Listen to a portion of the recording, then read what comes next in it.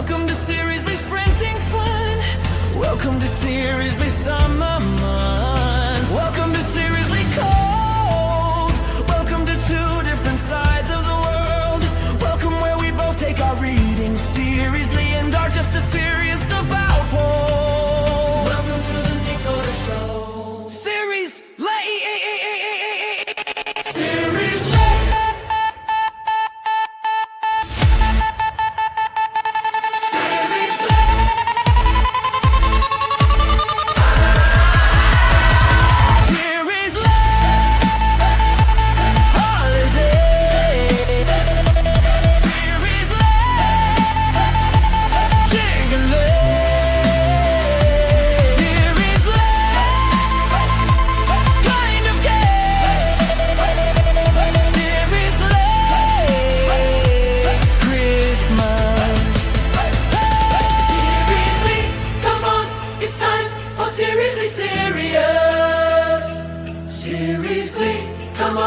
it's time for seriously serious. Seriously, come on, it's time for seriously serious. Holiday. Seriously serious.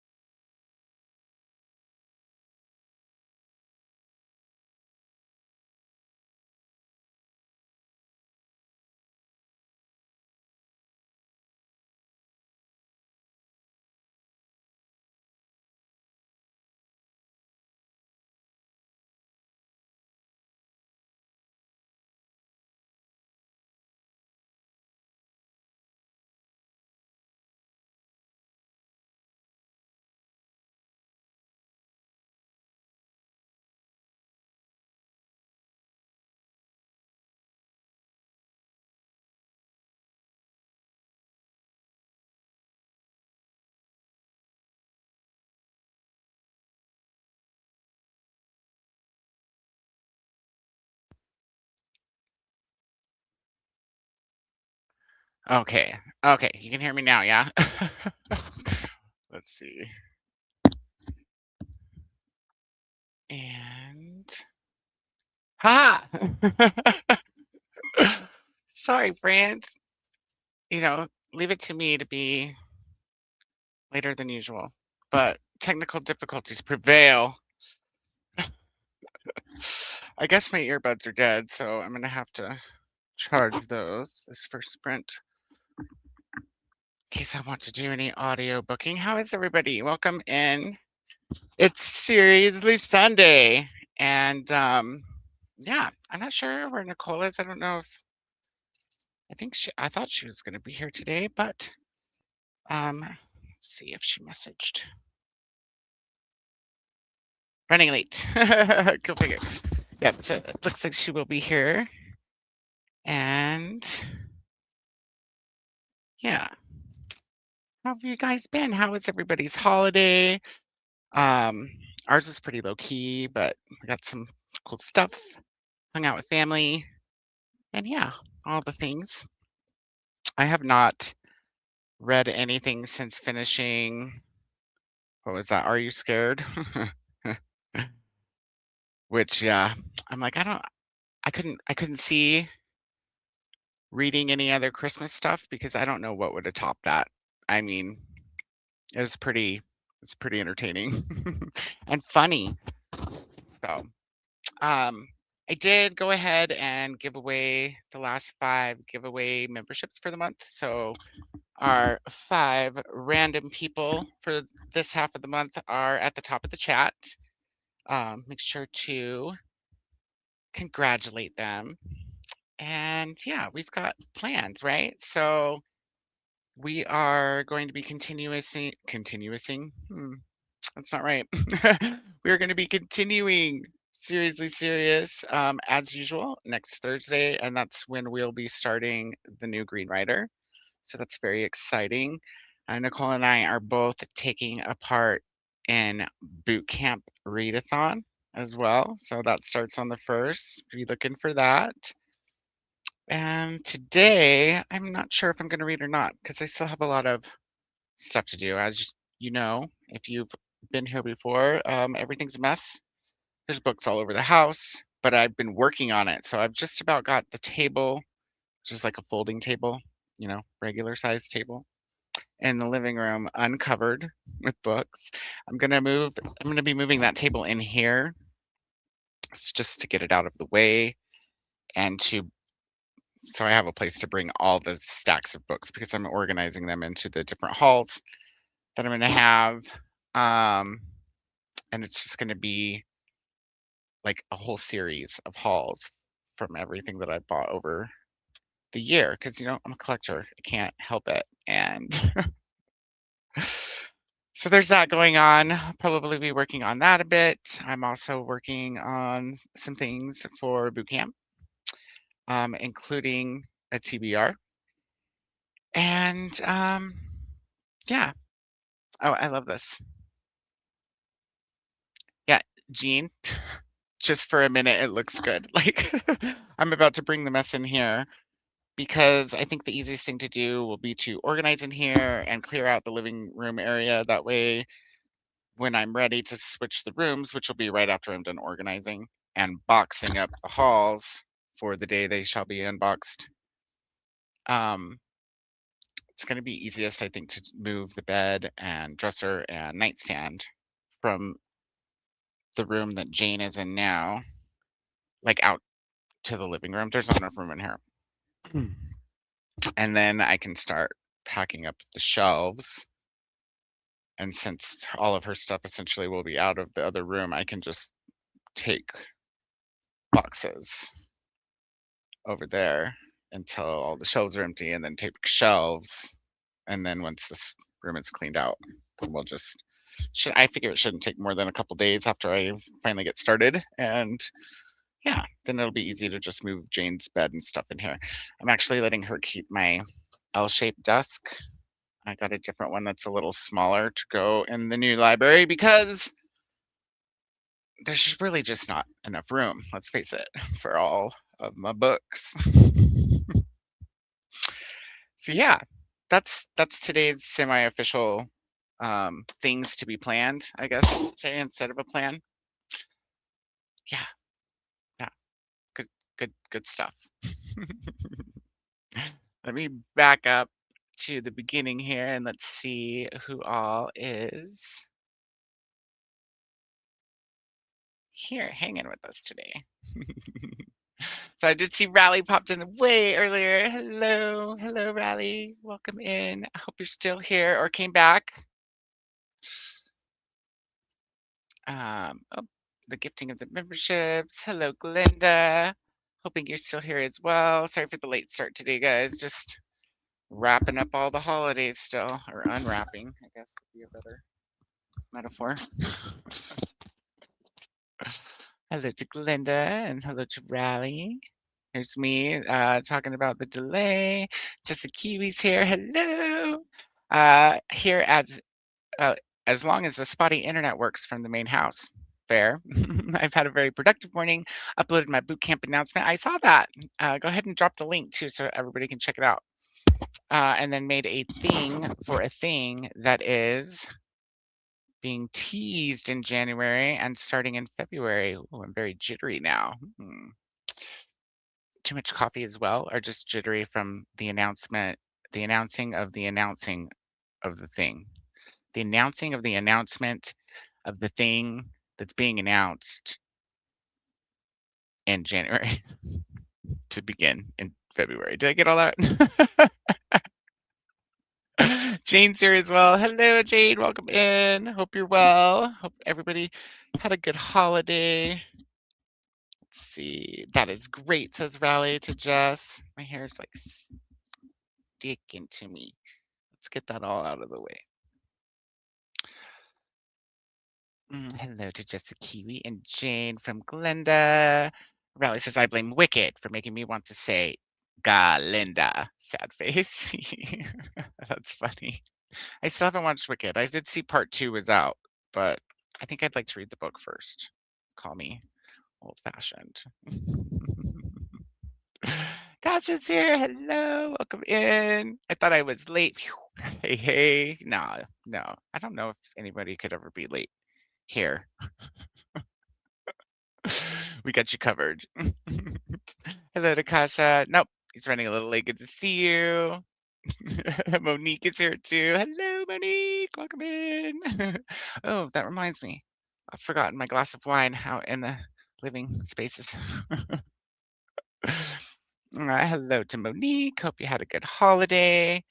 It also reminds me I haven't got the timer ready yet. Let me do that thing while we're going through the hellos. Also, hello to Kasha from Glenda. I got Rose here. Hey, welcome in, Rose. How are you? What's everybody reading today, if you are reading? If you're not, what are you up to? What are you going to get done? Or are you doing anything? It's a good day for relaxing too, right? The Sunday after the holidays and before the next holiday. Got that going on too. I need to get champagne. Yeah. Hello to Rose. Hi, Glenda. Glenda's good. This music is everything. Thanks, Kasha. Hopefully you can make it till the end tonight. I replaced the song for the ending. It's it's only for the one day because it's, you know, Christmas is over. But I made a remix of that song for the end screen, and we've got a shout out for all of our members that haven't gotten very many shout outs since they became members. So make sure and stick around for that. I'm excited to launch it, and then hopefully have a new song to go with a different opening. If not, we'll be back to our regular pink instrumental series of serious music come Thursday. Yeah, woo! That's just a kiwi. Cherie's here. What's up, Cherie? How's it going? Hey, hey, hey. Hello to Cherie from Glenda. Oh, my rolly's not rolling. There we go. Yep, the internet is very spotty and keeps freezing. I may not be here for long, but I will keep trying. Okay. Well, make sure you drop the link to your bootcamp video because we want to check that out. Oh no, just a Kiwi. Sorry about the internet connection issues. It happens. Damn internet, you know. If we didn't rely on it so much these days for everything. My Chantel's here. Hello. Finished The Shattering Peace by John Scalzi today. I need to read 3 more books by the first. Ooh, 3 more. Is it for one of the readathons or is it just your personal goal, Chantel? Hello, everyone. It says Atia. Hello, Atia. Reading Sisters in the Wind by Angeline Booley, currently at 69%. Don't I have this book?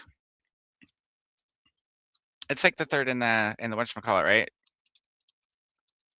Yeah, that's the one. That's the one. In the whatchamacallit. They're not like sequels, but they tie in together, I've heard. I've heard I don't have to read the first 2. So when you get done with the third one, let me know if that's accurate or not, because I only have the third one. I got it as an ARC. It was like my first, I think my first physical ARC. It's hard to tell whether they're ARCs or not when you get them from Goodreads, but it was a Goodreads one, and it's an ARC copy. Pretty sure it was my first ARC copy of anything, even having one on Goodreads before. So it's been a while since I went through that list. Hello to Chantel from Glenda. Ashley's here. Hey, Ashley. Hi, everyone. Just charging everything up here as we're waiting on some storms and high winds to roll through. Ooh, spooky. Hopefully, it's not too stormy and you can hang out. Don't lose power or anything crazy. Hello, Atia and Ashley. Hello there to Glenda and Atia. Yeah, I realized that is like right away because the little bubble around my head wasn't going wah, wah, you know? I was like, shit. It's fine. I'm used to being challenged. Challenges are my thing, right? Hello to Glinda from Chantel. Yay! Hey, Koda. Hey, Vanessa. How are you? How was your Christmas? Um, did you have fun? What are you reading? It's good to see ya.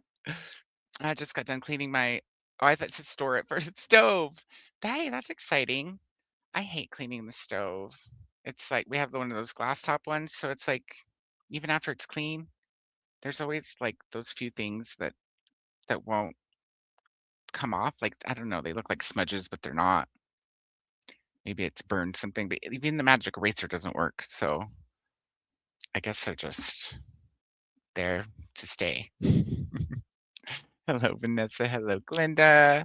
Atia says, I'm also setting up some notebooks for the upcoming year and my 2026 planner. Ooh, that's a good idea. Get some planning done. I got a ton to do before the first. Not too much though. I'm more ahead than I usually am with some things. Hint, hint. Let's see. And then I think my next big deadline is like right after boot camp or right before the end, rather. There you are. Yay, no problem. Thanks. Can hear you now. My dumb headphones keep connecting automatically. Oh, no, you couldn't hear me earlier because my dumb headphones weren't hooked up yet. Like I was trying to use my, like I said, my headbuds, and they were not headbutting. They were headbutting instead. Yay, so glad. Looks like Ashley's currently reading Quicksilver and really enjoying it. Now, I've heard of this book too, right? Didn't I see somebody else reading this book maybe on Instagram? I just happened to notice. Yeah, who was reading this? I recognize the cover. Sarah, maybe? You guys might have seen a picture of Sarah holding it. It's good that you're really enjoying it. I've heard of this one, but I don't know a lot about it. I know it's not gay because when I saw the cover the first time, I was like, "Oh, it's not gay." So I at least looked into it that much. Congrats to the winners, says Rally. Thanks, Rally. It's the library comment again. Thank you, Jean. It's just because you can't see the floor, yo. Or the piles over there. Reading keeps turning into sleeping. Oh no. Are you trying to read with your eyeballs or audio it up? Maybe you need to, if you're reading with your eyeballs, maybe you need to like try some audio and get up and move around. And if you're doing audio, maybe you need eyeballs. I'm not sure. Monique's gonna be cleaning too. Woohoo! Do you have some a drink, a cocktail, or some wine to go with your cleaning today? Because I certainly will. Jean says, need to work on my blanket. Only 2 more feet to go. Exciting. That's very cool. Make sure, is there a picture of it already in like Nicole's Discord or something? I'm still working on getting mine rolled out. So I don't know if I told you guys yet, but wasn't ever going to have a Discord because I suck at notifications in general. But I figured there needs to be a place for members to at least feel comfortable like sharing things like addresses and so forth for prizes. So I think it's going to happen. Plus, I'm going to have to get over that and get used to it because there's going to have to be a Discord for gay shit in June. Because how can you have a readathon without a Discord, right? So I figured practice from between now and then. Oh. We did so much before Christmas, but people like my kids.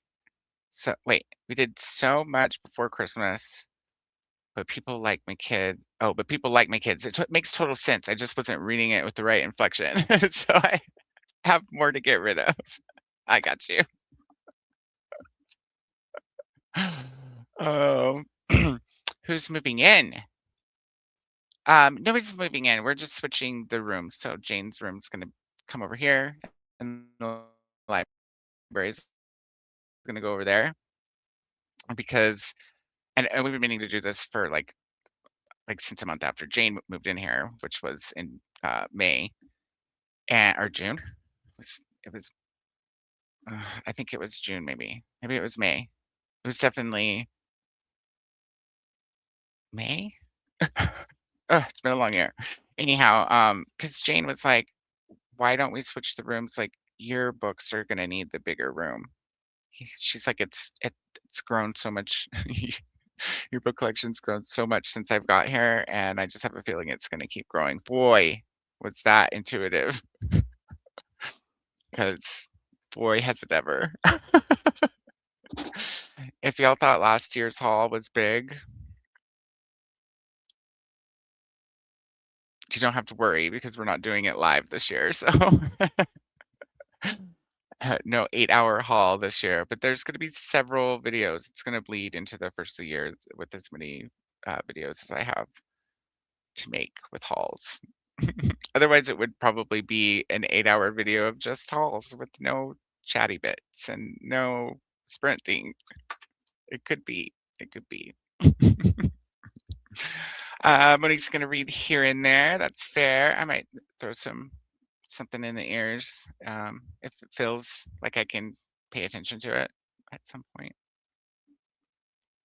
Rose says, "Okay, y'all, I'm back for good. I had to do something. No worries. You haven't missed much. We started like only about 30 minutes ago, and I've been talking this whole time. So as per usual, right? But welcome back." Let's see. I also need to get the timer going.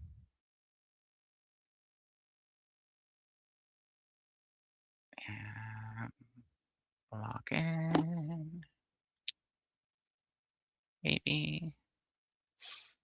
Just Q says, I'm going to chill out this afternoon with Shadow of the Gods. Nice. I'm a clicking, but it's not clicking. There we go. I'm going to read Hair Today, Dead Tomorrow by Amber Cruz, says Rose. Nice. That sounds funny. I love a good pun in the title. Ooh, slowing everything down, trying to do more than one thing on the computer at once here. I should probably shut down things like Google Drive because we don't need that right now. Oh, that was really loud in real life. a good warning to turn my ears down before I'm getting screamed at when she's not meaning to. Glenda says, I'm still reading The Griffin Sisters, Greatest Hits by Jennifer Weiner. I am the wiener. Jean says, I think I would have enjoyed Heated Rivalry without reading it. Oh, that's fair. Yeah. I mean, what's not to enjoy? Except for I was really disappointed to hear there's no full frontal nudity, you know. But Skylar and I got our full frontal nudity fix taking cold advice and watching Naked Dating UK. Like we started it, I want to say 2, maybe 3 nights ago, and we finished it already. We watched the last episode today. So that's done. That was a very entertaining show, actually. Habit it's addictive. I guess there's a US version because I did see that on Paramount Plus, or yeah, Paramount Plus also, but it's censored. So I don't know what the fun of that is. It's not, if you ask me. So probably gonna skip that one. Jittery from announcing the thing for the thing that's going to be announced. Jittery for announcing the announcement for the thing for the wait, did I miss an announcement? Wait. Riley's gonna make dinner, check in with a friend, and clean on my living room. Very cool. Riley, you know the rules. What's for dinner? What are you making? Tell us all about it so we can live vicariously through you. There's the boot camp announcement video for everybody who wants to go check that out over on Jessica Kiwi's channel. Find out what her plans are. You can also see her TBR on Instagram because I did notice that as well. There's Courtney's announcement video. That Courtney's our host, in case anybody didn't know that. Thank you, Glenda. That was thoughtful. So y'all can see that. Oh yeah, and make sure to watch Courtney's video. Thanks, Glenda, because she explains it way better than me. LOL. I think it's cool. It's different than last year we did a bingo board, if some of you don't know.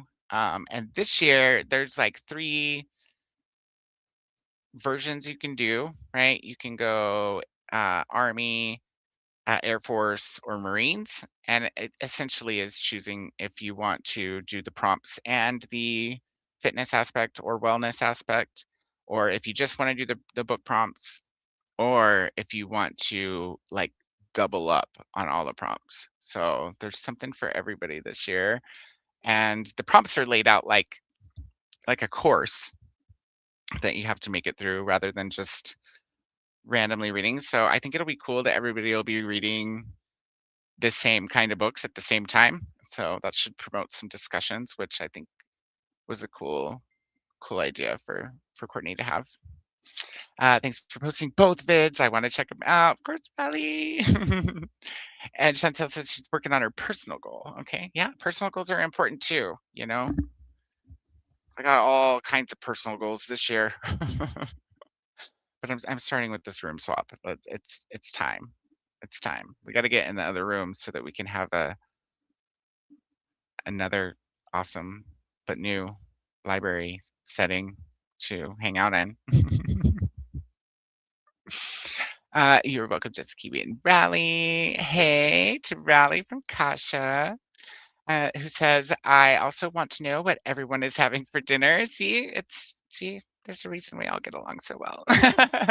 We're going to end up having leftovers at my house because we had, let's see, for Christmas Eve, I made spaghetti, and I make spaghetti with sweet sauce. So it had all colors of bell peppers, orange, yellow, green, or capsicum if you're elsewhere, and purple onion, and all the essential seasonings, of course, like chili powder and lots of cumin. Oh wait, not cumin. That was the chili. That's the next night. I lost track of things. Mushrooms, that's the other thing. But I didn't put them in there because Jane always complains about mushrooms. So I sauteed them on the side in the grease from the hot sausage and hamburger that I put inside the sauce. And I always use V8 as my base. So there's lots of lots of vegetables in my spaghetti. So yeah, that's pretty much it. Other than that, just tomatoes and tomato paste. It's really good. It was really good. Tomatoes and tomatoes sauce. And and then on Christmas, I made chili. That's why I'm getting so confused, which has chili paste in it. Also, all the bell peppers or capsicums, colors, and then white onion and garlic, and that's where the chili powder and cumin came in. Also, hot sausage and hamburger and the chili. Delicious, delicious, delicious stuff. And yeah, so V8 for the chili. The spaghetti sauce, I just used a jar of fancy sauce, and I think it was like 3 cheese or something else generic, just the basic, Prego, and then a can of like regular spaghetti sauce, like but store brand, not exciting, and then I season it myself. But I always do my spaghetti sweet. I do goulash non-sweet. So we had sweet spaghetti, and then the next night I made chili, so we have lots of leftovers. It's what I've been trying to get to. Last night I did baked potatoes. I did twice baked potatoes. If y'all don't know what that is, you just take out all the innards and mix it up with. I used cream cheese, mozzarella, 3 cheese blend, sour cream and butter with Mexican oregano and turmeric and some of that unami seasoning, which I put in almost everything, to be honest. It's so good. um, yeah, and then we used leftover chili to smother them with. It was fantastic. So tonight, I don't know, either the rest of the spaghetti or more chili is what it's looking like. Or if I really don't want to have leftovers, there's some Marie Callender's pot pies in there. Um, and mine is the chicken and bacon flavored one, which is like my new favorite. Jean says, I'm just happy I have heat and power. Good chunk of Ontario does not due to the freezing rain. Ooh, that's horrible. But I'm glad that you're okay and that you're warm. Hi, Livia. Welcome in. How are you, darling? Good to see you as always. Hello to everyone from Livia as well. Let us know what you're up to. It's late there, yeah? Midnight? Or is it an hour after that? 1 AM? It's 1 AM, right? Oh, glad you stayed up late to say hello. I absolutely love that book. Tia, says Jean. This is the sisterhood, or right? The sisterhood one. Why isn't Focus working over here? Mm, it's having a. Oh, okay. I guess I just had to poke and prod it a little. That's weird.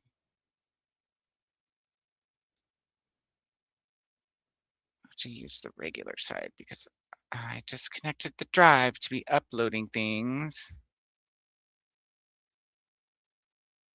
Um, oh, maybe not.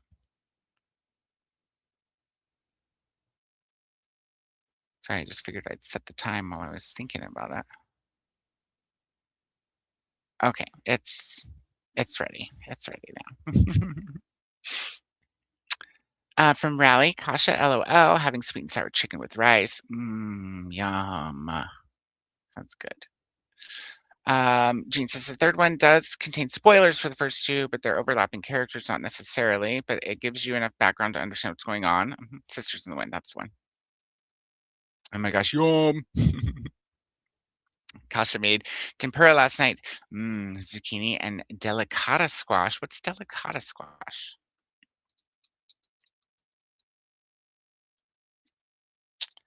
I don't think I've had one of these squashes. I like squash though. I like squash. Oh, you know what I forgot to tell you guys? Like when I went to make the spaghetti noodles on Christmas Eve, I didn't realize beforehand, like until all the stores were closed and the water was boiling and ready for noodles, that I did not have like actual spaghetti noodles. They were made from yellow peas. They were yellow pea spaghetti noodles, but they were actually really good. They just didn't expand as much as normal spaghetti does. So I think next time if I want to make them, like if I actually mean to grab them, I'll grab 2 boxes so that it makes a little bit more bulk. This delicata squash and homemade dipping sauce. What's in the sauce, Kasha? It was so good. Burned my mouth all day long today, but worth it. That's funny.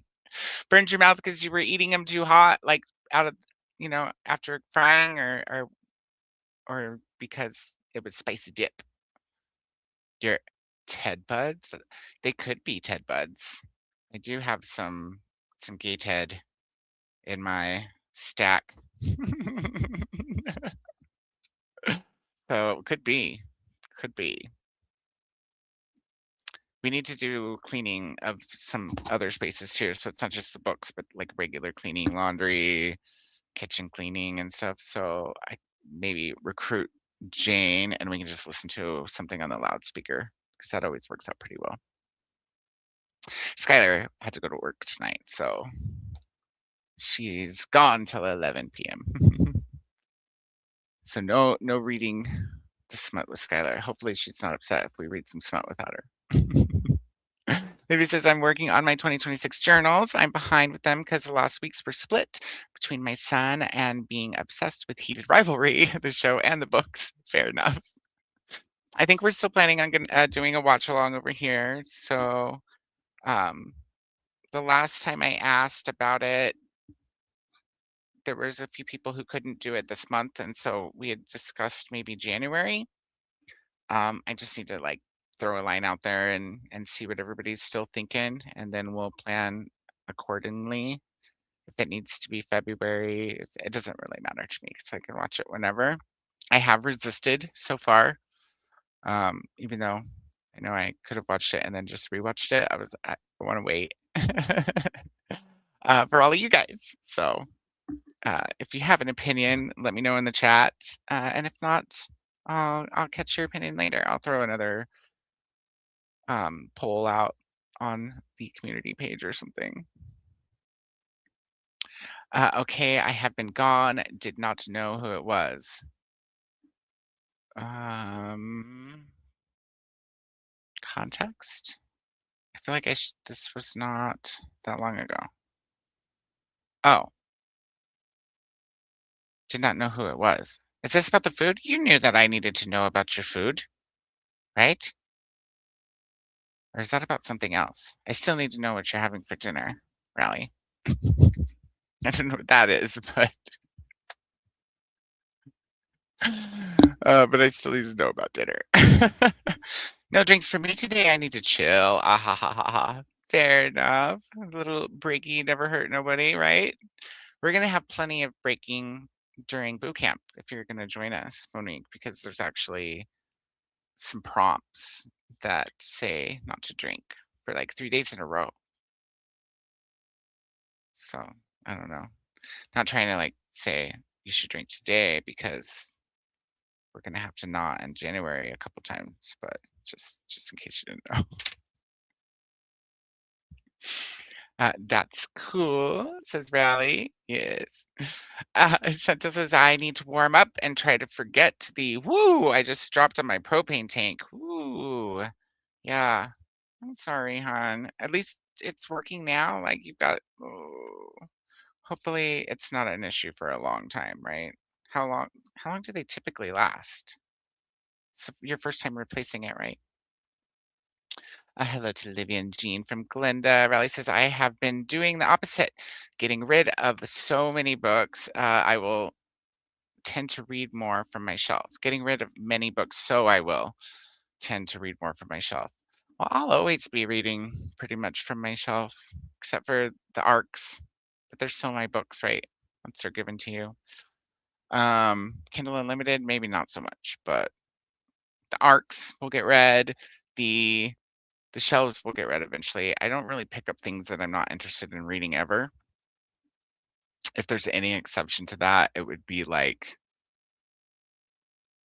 I can't think of any titles off the top of my head, but I mean, if there was one, it would probably be like some classic that I didn't want to read or have already read that's just worth collecting because it's a classic. I don't know that that's true, but that's like the only type of example I can think of right now. I'll even reread the Goosebump books and the Fear Street books at some point. I'm about it. And most of the classics I want to read. So, oh wait, there's this book I'll never read again.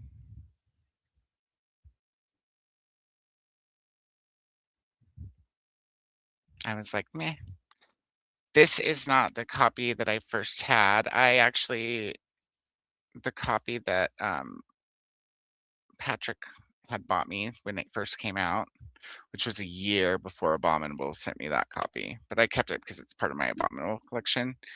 And then I did give away the other copy, hoping that somebody else might enjoy it. It just wasn't really for me.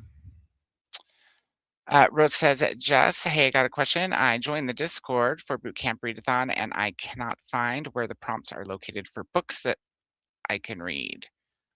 Let's see. I know that they're in there.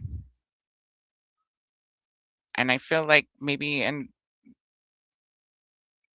definitely in the graphics section, there should be one. I'm sure somebody's probably already answered this question too. So I will fiddle with my phone here towards the end if no one has. Hello, welcome in, welcome in. It's Zinnia, everyone. How are you? Uh, Evening, everyone. Making mac and cheese, and spooky nuggets for dinner. What are spooky nuggets? Is that like, are they like ghost shaped, axe shaped? That would be funny. Hello, Zinnia. I'm eating Christmas leftovers. Ham, mac and cheese, and cranberry sauce. That sounds good. We did not have traditional Christmas dinner, so we don't have any of those kinds of things as leftovers, but I'm not mad about it. I was enjoying our leftovers. I lost. Oh no, I didn't. There it is. Gosh, this sounds amazing, Koda. I like jammy peppers too and sauce. What's a jammy pepper? Jammy pepper.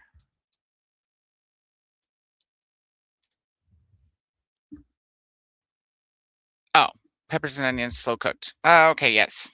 So it's just a way to cook them. I had never heard that before. But yes.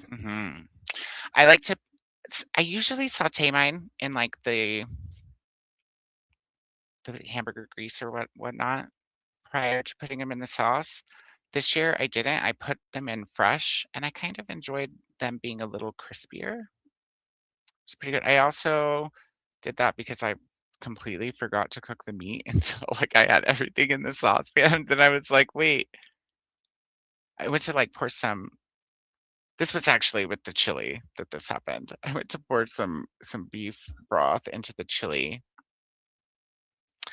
And at that moment I was like, wait, there's not any beef in here. Like, I skipped a step. With the spaghetti, I typically always fry that kind of stuff up. You gotta have the garlic all fried up in there. Delicious. Y'all make me hungry.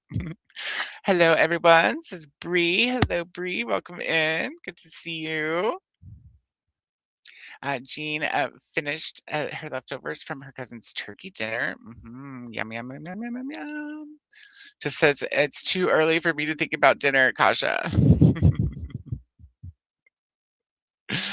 Bree had pizza for dinner and is watching Gilmore Girls. Awesome. Chantal says sauteed cabbage, onions, rice, and a tiny bit of bacon. I just pulled out a can of V8 for tomorrow's dish too. Nice. I like sauteed cabbage with a little bit of onion, not a whole bunch, but I do like a little bit of onion in it, and just hamburger and potatoes.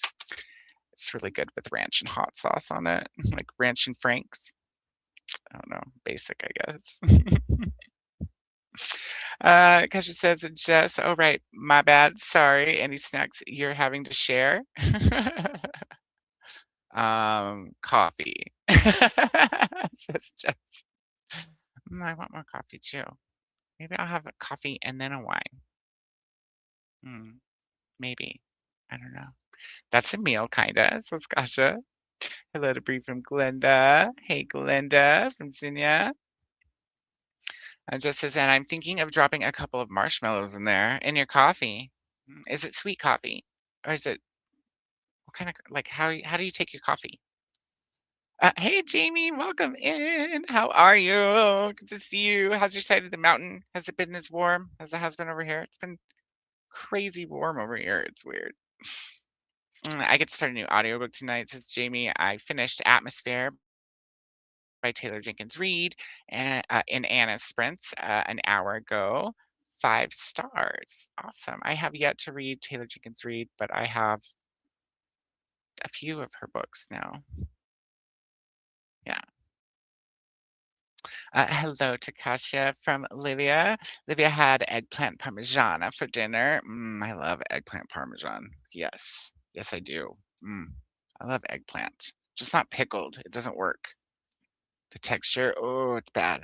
Don't pickle eggplant, you guys. Hi, Jamie. Hi, Jessica. Hi, Glenda from Livia. Hello to Jamie, also from Glenda. And hello back from Jamie. Kasia burned the mouth because she ate them right after frying. For the sauce, I made dashi stock from a stock tea bag from Amazon, an equal parts soy sauce and mirin wine. Tasted just like from a restaurant. I've never had dashi stock. Another thing that I don't know what it is.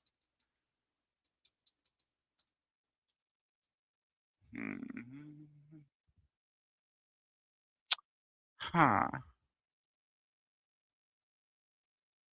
Deep umami flavor, typically made from steaming kelp. Katsuobushi? Katsuobushi? Vegan versions use mushrooms.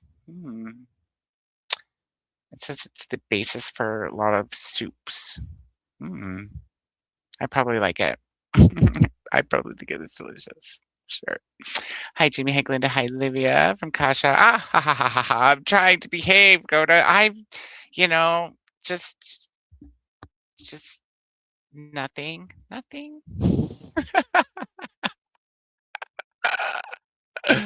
Cat's here too. Hello, Cat. How are you?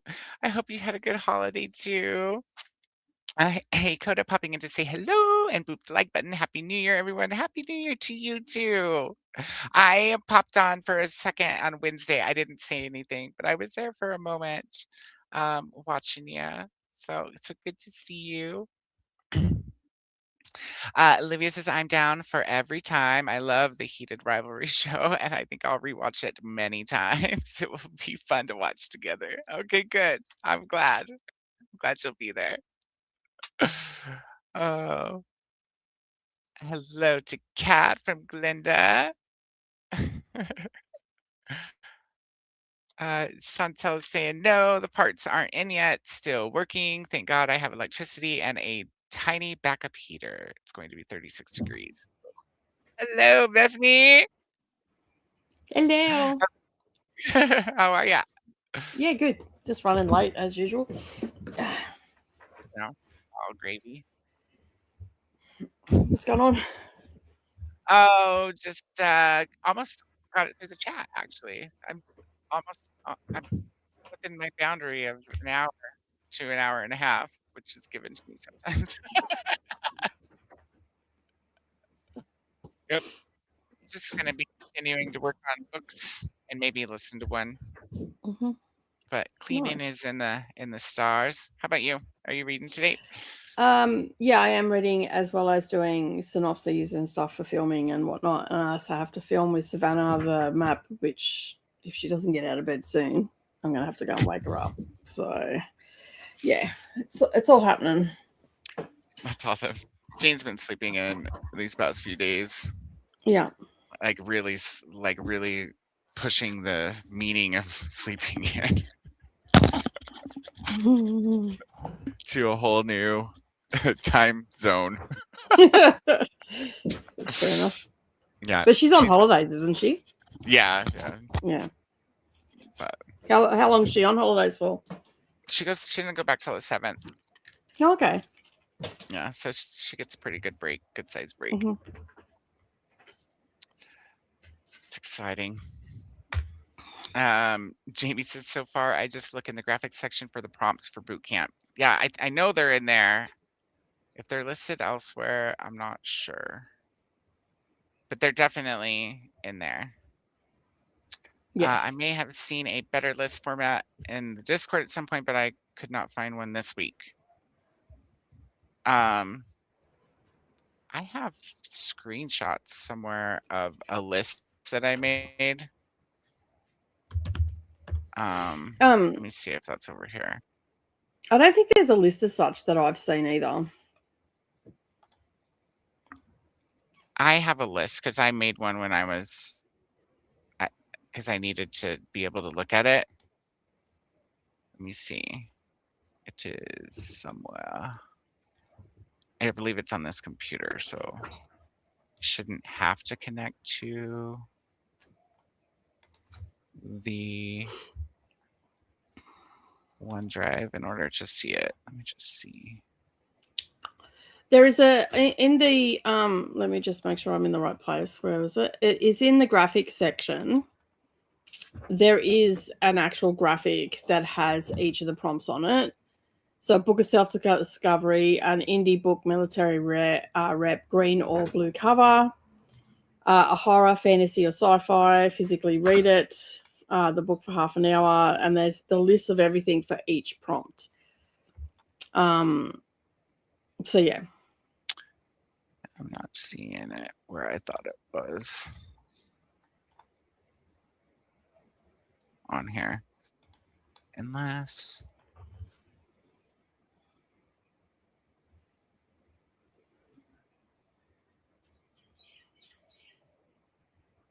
No, it's not it. I have some pictures somewhere and a list that I can try to get a link for or something in order to share at some point. But yeah, the pictures what I went off of. I actually went off of Courtney's video at first, but I knew that there was the pictures in there. Yeah. It's in the graphic section. Yeah. Yeah. Check the videos because they all have the big graphic with the prompts if it's easier for you. And I'm sure Courtney can put a straight written post with them in there. Ashley says, I've been wanting to make one of those onion boils and cabbage boils I see all over TikTok. Did I send you the meme where she like boiled the noodles and the onion and the hamburger all in the same pot? And then added ketchup. And the one lady watching it was like, ah! Oh no, it was three guys. It was like three guys dressed as old ladies. I didn't send that to you. No. Three guys dressed as old ladies, and then she's like, oh, the spaghetti. It was so funny. I can't believe I didn't send that to you. I'm gonna have to send it to you now. Like, it's so funny. Did you see the reel I did for the new series? Not the reel. No, I haven't really gone on until earlier. TikTok. Sorry. Oh, not yet. No. Oh, you know what? I need to turn my TikTok notifications on because I've never had them on. I'm still trying to work it out, so I haven't tagged you because I'm like, oh fuck, I was supposed to do that while I was doing that, and yeah, okay. even if you had, I don't think I would have noticed because they don't pop up at all. Until I got Jane moved it. I didn't really. I mean, I'd go on there every now and again, but yeah, I'm using it because it's just easy to do it on there. Like as far as, hey, you two, stop it, kitties. No, that's cool. I have it open now so that when we go to Sprint, I'll remember to watch it. Yeah. Jean says, and I was so disappointed. Oh, and I'll remember to watch it, but remind me like when we get back. Did you turn on your notifications? I'll just share it. I'll just share it with you. Well, no, because I wanted to turn them on anyways, so that Okay. I'll start seeing them. I'll just do Yeah. that real quick. How do you do that? I don't know. Damn, this bitch is beat up. What happened here? Oh, see, this is why I don't get on TikTok. Settings, maybe. Your QR settings and privacy. I found it. Nobody worry. Security and permissions. No. Notifications.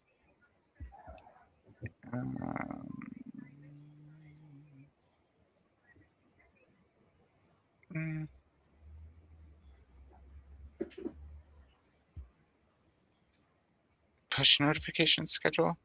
Is that what I want? Well, I just sent it to you and you got a ding I in did. Messenger. I just got a ding. You got a ding in Messenger. I'm like not sure why they're. I think you go up to the thing. It says they're on already, but I don't get text, so it must be permissions. I must need to. Yeah, you need to go to permissions and then allow Apps and service. No.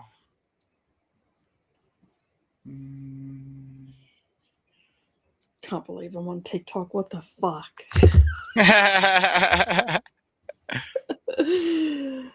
What the flacking hell?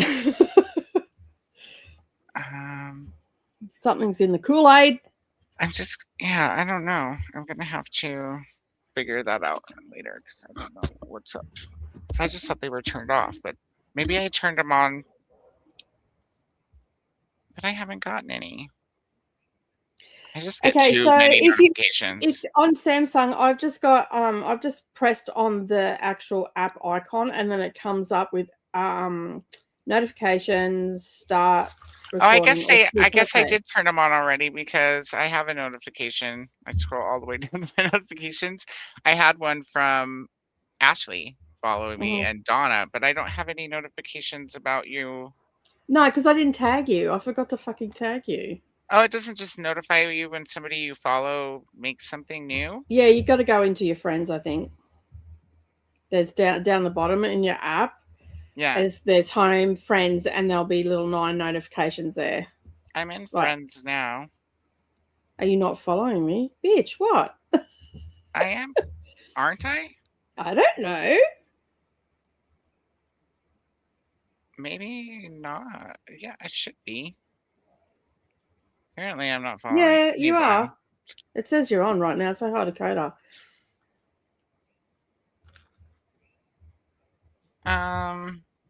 Did you get that? But are we friends? We better be. I'm following you. Yeah, I'm following you too. It says message instead of follow. Yeah. I guess I'm old and I need to figure out how to TikTok. Yeah, well, I've got to tag you, dude. If I'm in friends. Okay, yeah.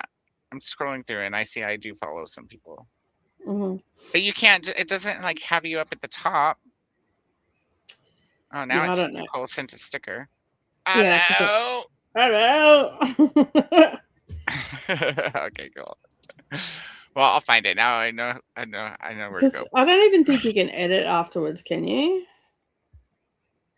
Your recordings? Yeah.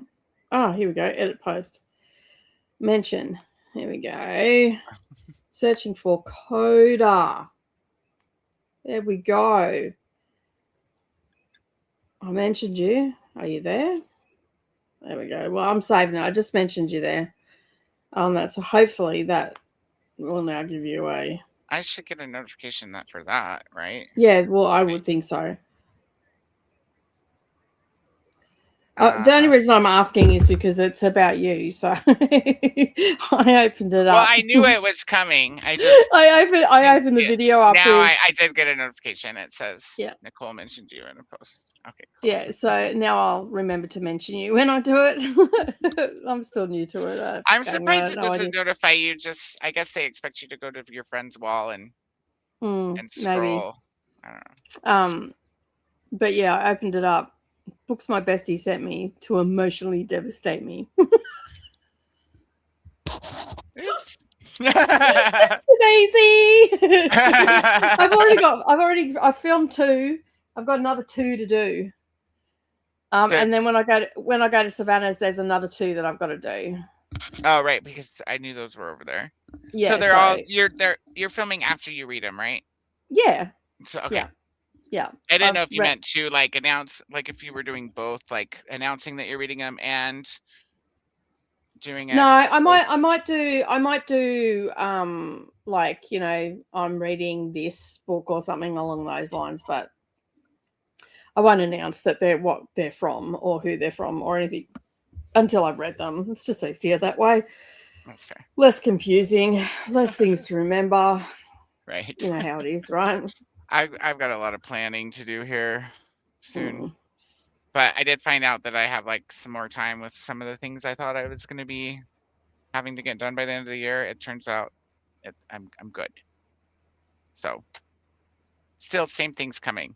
I just don't have to be crazy rushing now. The only reason I'm doing so much now is because I'm away for all those weeks. Right. So yeah, I'm just trying to get a few things done. So you know, like if I drop one of those a week, you know, on TikTok and Instagram, and I'm going to upload it to YouTube today. I didn't get around to it yesterday. Oh, cool. I'm trying to prioritize. That's my goal this year, is to have things that have deadlines done before the deadline. Yeah. Yeah. That would be good. Yeah. Less stress for you. Yeah, exactly. Mm-hmm. Jean says, and I was so disappointed when you told me that that book was not as good as I thought it was going to be. Delicate Condition. So I've avoided it. I don't know. I think some people might like it. It's the main character. It deals with pregnancy, and so I think there was a disconnect there for me. Which one is this? Which book is this? Delicate Condition. It was the basis for the American Horror Story season called Delicate. Yeah, I remember now. Yeah. Which I was enjoying the show just fine. Of what I saw of it, I never finished it either. I'm not, and I'd love to hear feedback from like somebody who has been pregnant or is pregnant who's read it, because I wonder if that is all was the disconnect there, and maybe it would be scary for a pregnant person or somebody who could identify. You know, maybe it would have been scary, but I wonder, because I usually don't have. I have a very active imagination, so I don't usually have problems with disconnections where I can't still perceive how it would be frightening. I don't know. But yeah, anybody who's read it, I'd love to hear other people's opinion. Yeah, I haven't read it. Ashley says, Jamie, glad you enjoyed Atmosphere. I really liked that one. Jamie says, I've read 2 of Reed's now. Both are 5 stars. I'll probably try to read more of her books in 2026. Good goal. Livia says, I read many, read many books by Taylor Jenkins Reid in 2025, and they're all so good. Good to hear. I couldn't even tell you which ones I have, but I want to say at least 3 of her books. The blue one. I have read of hers, Daisy Jones and the Six. I have Daisy Jones. That was good. Malibu Rising is the blue one I was trying to think of. I'm just trying to think if I've read any more of it. I don't think I have. I've got a few that I have on my want to read list, I think. I don't know. She was all right. Like Seven Husbands. You read that one, right? The 7 Husbands of Evelyn Hugo? Yep. No? I've heard good things about that one, and I have that one. No, I've read more Colleen Hoover than I have of Jenkins. Yeah, I've only read the one, just Verity. It's the only Hoover that I've read. But I read Reminders of Him. It Ends With Us. I'm going to read that one. Layla. I reckon you'll like Layla. Layla's pretty good. Is it messed up? As long as it's messed up, I'm usually good. Reminders of Him, I read that when I did the first Kindle challenge before it became kooky. That for myself, and I and it was just after Mia had gone back to her mother. I do not recommend if you've had any like if you're a grandparent or a parent, we've had displacement.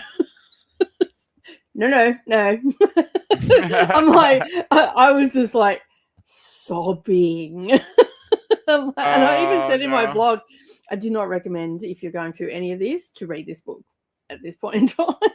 I'm like, bad choice. I didn't think, because it was great. The grandparents had the child, they looked after the child, the mother was trying to get it back after, going to jail and all this sort of stuff, and it was way too close to home. And I'm just like, if you're going through this and this, you probably should not read this. Yeah, just leave this one alone. Just step away. So I'd like to, now that I'm like 4 years on, I'd like to read it again and see if it has the same emotional impact or not. So yeah, probably still does, because like it was so sad. The letter that was it the letter? There was a letter, I think, or there was a journal or a journal entry or something like that she had wrote, because she was catatonic when she went into court and didn't defend herself or anything like that. So she was in a catatonic sort of from shock of what happened without giving too much away. And so then I'm pretty sure she was writing, because it's a few years ago now, but I'm pretty sure she was writing diary entries, and she wrote these diary entries, and oh my God, I'm like, fuck me, just get a knife and stab me in the heart. I can be done with it. That's where I was at with that. So yeah, I don't even know how I managed to talk about it, to be honest. Afterwards, I was in my pajamas, like there was no, I'll get myself ready to film or anything. I was just in my pajamas, and I'm like, I get that, like, well, y'all know me, always intentionally reading shit like that right after that. Yeah. That was a pure accident. Like I went into these books blind. I just heard the good things about Hoover. There was a heap of shit on fucking Kindle Unlimited, so that's what I went for. And yeah, no.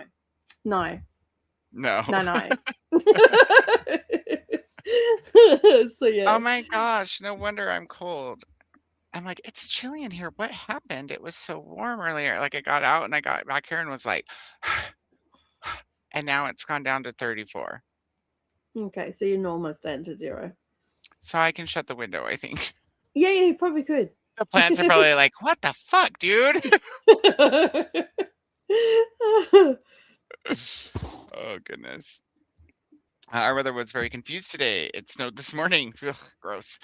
But like it was supposed to, so it dropped a few flakes and went right back to sunny and very warm for December. Hello to Kat Chantal, Jean, and Zinnia. Hello to Nicole.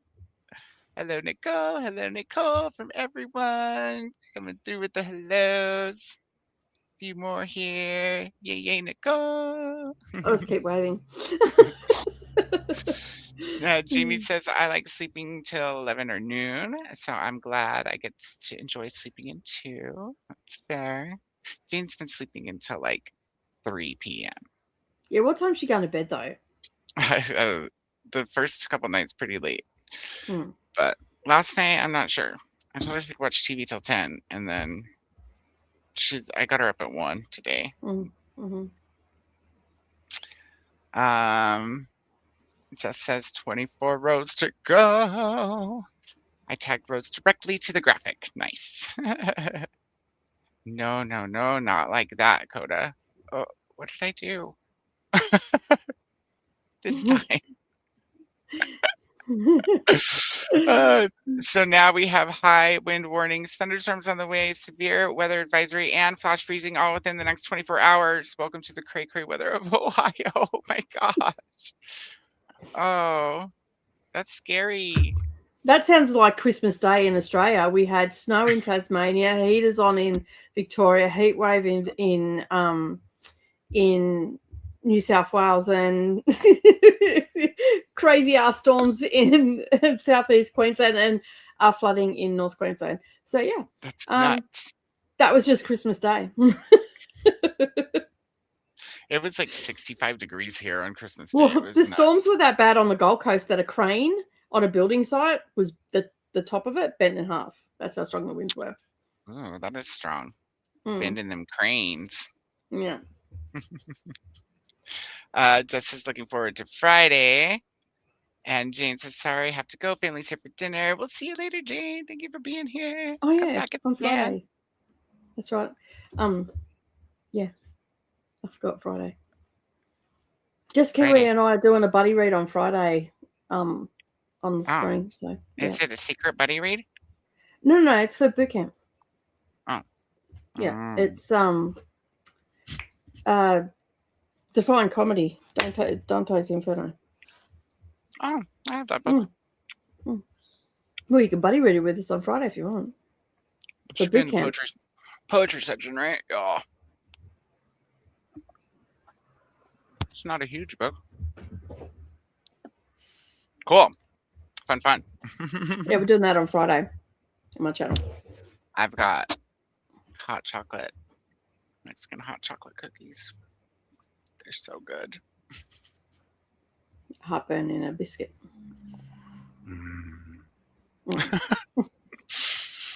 I said, that's okay. Now I want to read Delicate Conditions since you didn't like it. Hey, there's no such thing as bad publicity, right? Yeah, let me know. Malibu Rising was supposed to get an adaptation. I give it 4 stars. Nice. Yeah, I did hear that it's got an adaptation. And Reminders of Him also has an adaptation as well. Gina's telling me the other day that another McFadden book is getting an adaptation, and it's the one that she recommended that I read, which is called, what was it called again? I don't know. I don't really like McFadden. She's all right, but I would read McFadden on a long haul flight. Like, guessing. Like, yeah, she's good for like where you're not have to be super invested, like a long haul flight or whatever like that. Never Lie. Mm-hmm.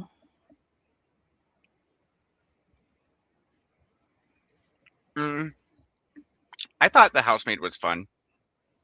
I liked it. I didn't like the second one as much, and I didn't like the second one as much, and I'm not even going to bother with the third. I'll probably read them just because I have them, like physical copies. Yeah, I don't have it. I think I've got them on my Kindle, but I think I'm going to go into them expecting to not be impressed and hope that maybe I will be because of that. I mean, book 2 was okay. Like, it was nothing really wrong with it, but it just, like, we've already been here sort of thing. Okay. Yeah, that's how I sort of felt about it. Like, it wasn't a bad book. That when I say it wasn't really my thing, it just wasn't. It didn't grab me like the first one did. Well, the first one was just fun, like trying to figure out everybody's motives. Now that you know everybody's what kind of people they are, I just and like really I just something else happens to these people. Like, what are the odds? I'm trying to think what the second one was. I'll have to think about it because I haven't really thought about it in a while. But I remember that I enjoyed it. Read the synopsis or anything. I'm just I remember I did probably. Yeah, I remember that I did enjoy it, but it wasn't as good as the first one. The first one I really liked. I gave that 4.5 stars or something along those lines. What's enough to push you into the third one? Yeah, but the second one was great. But then I'm like, I think we've been here. I don't think we need to do this again. I'd rather read, a fucking Danielle Steele at this point. Even though Danielle still doesn't do thrillers or anything. Do you know what I mean? Like, there's heaps more out there that you could pick up. I don't think it needed 3 books. I think they should have just stopped at 1 and called it done. 2, all right, I can get down with that, but I don't think you need a 3. Never know. Well, if it follows the rules of a trilogy, then you should discover something that you didn't know was true from the beginning. True. Olivia loved it. I don't know, but it was fucking messed up. I like that though. Those are fun. But I also like it's different messed up than some of the other stuff that I like that's messed up. Like even Verity is different vibe than the housemaid Yeah. was. The house, Yeah. first Well, of yeah, all, then- she doesn't write smut, as far as I can tell. If she does, there was none in the housemaid. No, I don't think she does. Everything was closed door in the housemaid, and I was, Yeah, I guess, I surprised because I've been reading so much smut. yeah, I don't read nothing but smart. Like, Well, I don't either, but you might think that I do if you've only been following me for a year. I mean, for a month or so. A year. I read lots of stuff. Where I do read you keep getting literary. this?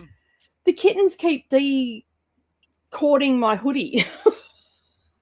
I keep Yeah. taking it off them and they keep finding it. It's so funny. Yes, this one. This is the culprit. This one here. Hey, Tinker. Hey, Tinky Tink Butt. You cute kitty. Hi. It's a sweet baby. Pretty girl. Oh, not so much of a sweet baby anymore. Terrorist. Turning She's into like, a terrorist. ah. Aren't ya? Still cutie though. I've got video footage of Brendan with his white cat, because you know how the white cat went to him, watching cat videos together. How cute. Send that to me. It's a minute long. You'll have to wait till it's in a video because it's too big to send on Facebook. Otherwise, you would have it. But so yeah, You could just email it to me. Or you could just upload it to the drive and I can watch it from there. it's going in my blog. Oh, okay, that's fair. Yeah, Fair. I'll wait. I'm like, you do know this is going on YouTube, right? Make sure you tag his channel.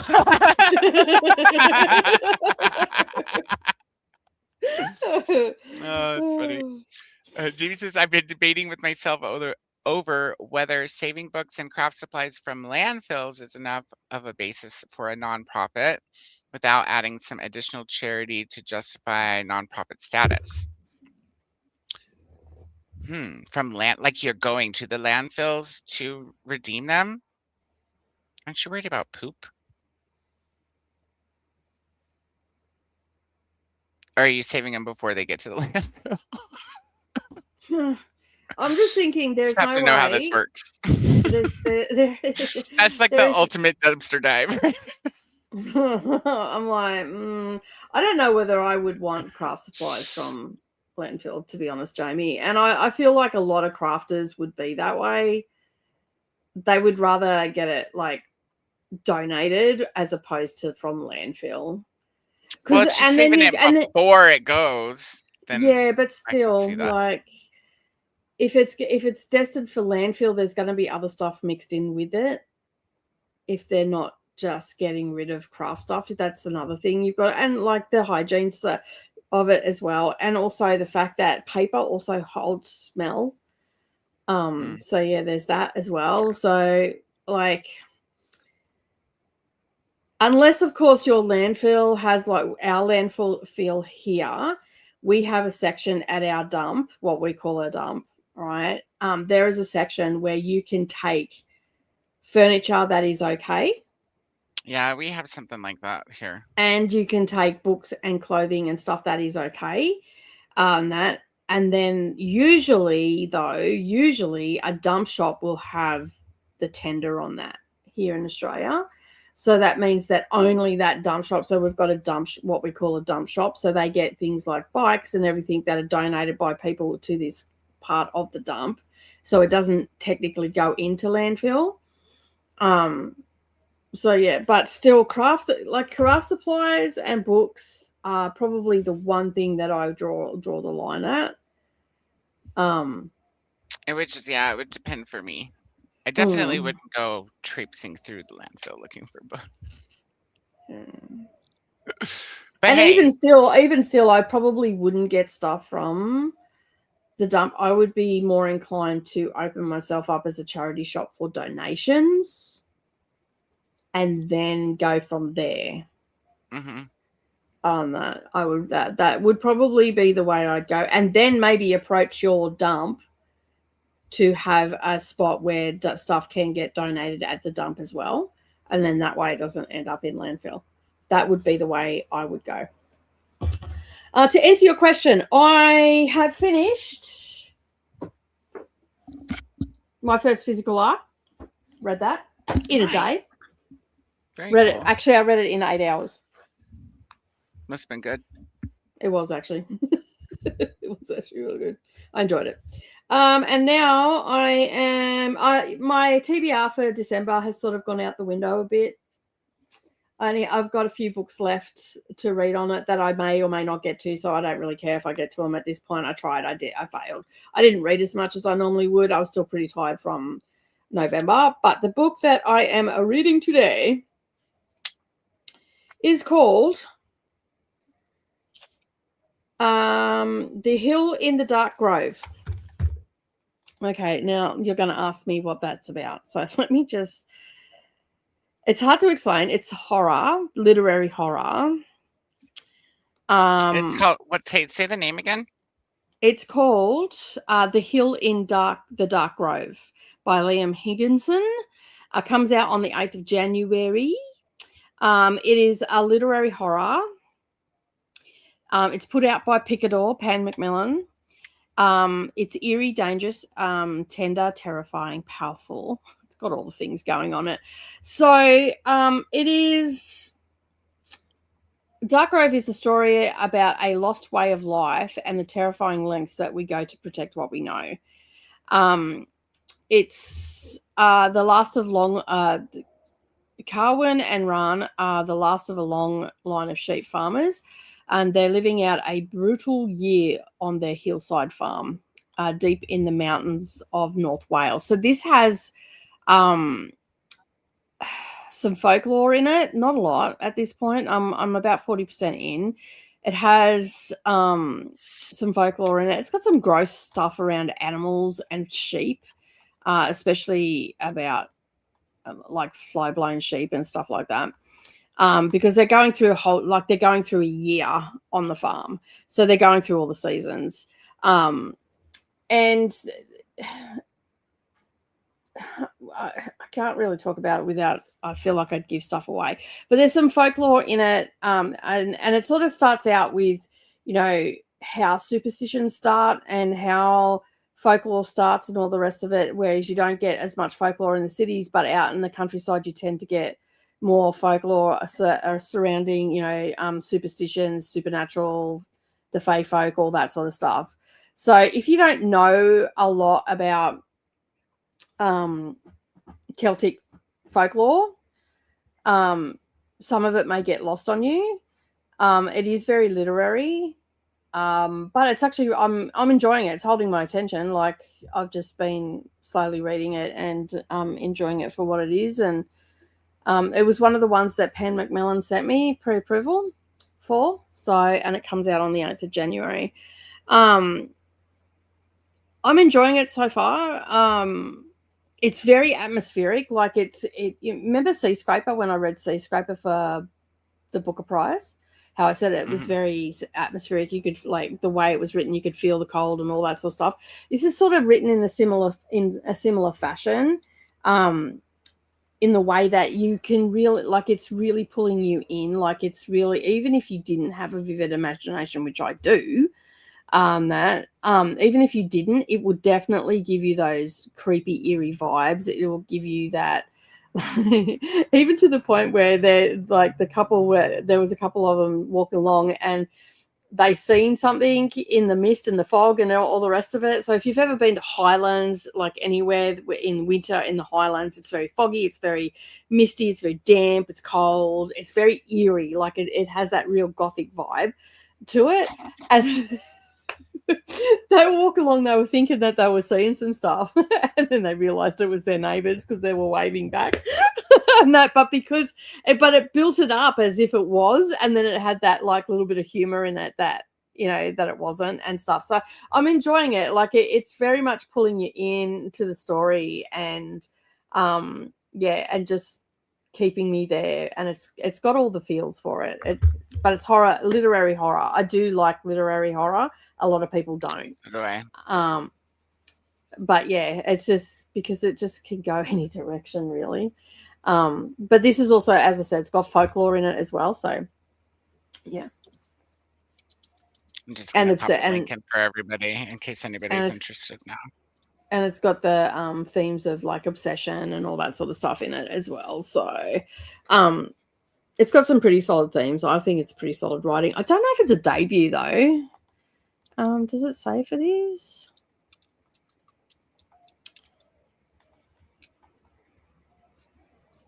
It doesn't say. No, it doesn't say whether on it my is. No, I'm just looking here as well. It doesn't say. I put mine on a list, so I'll remember to look for it. Look at these little snowmen. Who put those there? Paul Tremblay and has actually blurred this as well. Hill in the Dark Grove is is dark meditative meditation on aging, obsolescence. I'm not sure what that means. Obsolescence. Obsolescence. Sorry, and brutalizing march of time and progress. Like being obsolete. Like maybe, yeah. I think that's what it means. Like reading the rest of the sentence, I feel like that's what it means. Yeah, that's what I would. Yeah, the process of becoming obsolete or outdated. Yeah, and the brutalizing march of time and progress, as well as the chilling folklore horror novel. There's something long buried in the mountains of North Wales and within the sheep herders, Carwyn and Ryan, which I know I'm pronouncing wrong because they're Welsh names, who are economically pushed beyond their limits. And Liam, the author, expertly brings it all to the surface. And I would have to agree with that. It's eerie. It's a slow. It's not a fast-paced story by any stretch of the imagination. So when you go into it, think farmers, think just the seasons, and think slow-paced. Like you're going through a year, and it is slow-paced, and it's very deliberate in its writing as well. It's kind of how Sheep is. Yeah. By Megan. I forget what his name is. It's the basis for The Dark with Maria Bello and Sean Bean, which I actually like the movie, I think, a little better. But I didn't read Sheep. I've heard about it. It's hard to find over here anyway. It's really hard to find. I think I don't even know how much I paid for my copy. Not too much, but it was more than you would usually pay for a used book. Yeah. Yeah, so I'm enjoying it. I think it's really good. The next one after that I'm going on to will be let me just have a look. Just gonna pop through some of these that we've already addressed. Never Lie, Dante. Ashley says everything she's eaten this week has been heartburn and indigestion in a biscuit. Nothing agrees with me. I'm sorry, Ashley. Yeah, it's a bit like that. Have some pickles. After this one, I think then I'm going to go on to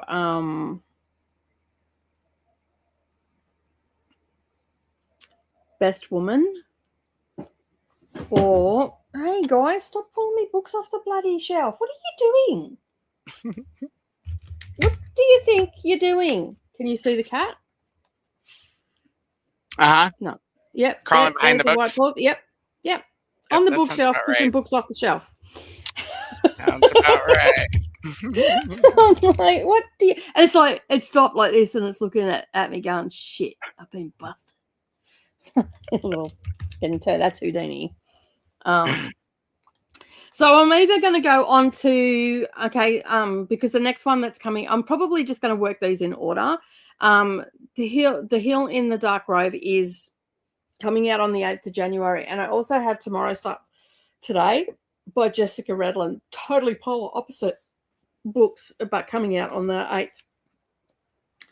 So I think that I'm just going to slowly work through the books that I have to read on that list and try and get all of them done. I'll probably fail, but if I can get a fair few done between now and before I leave, I should be right, and just quickly film them and all that sort of stuff. So yeah, but anyway, I was going to try to do a poll for like 2 hours or an hour and a half, but I guess you can't do that from your phone.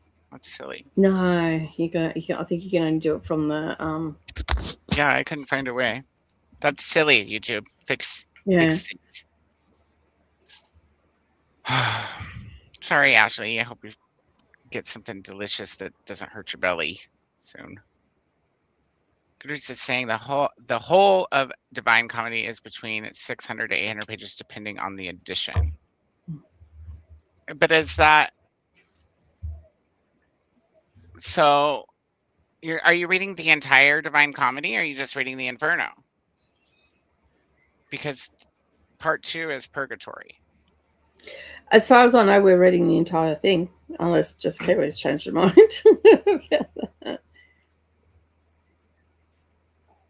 Or I guess, yeah, they're both called the Divine Comedy, right? Yeah. That's a lot. That's a lot more than just the Inferno. Hmm. Let's see, Inferno's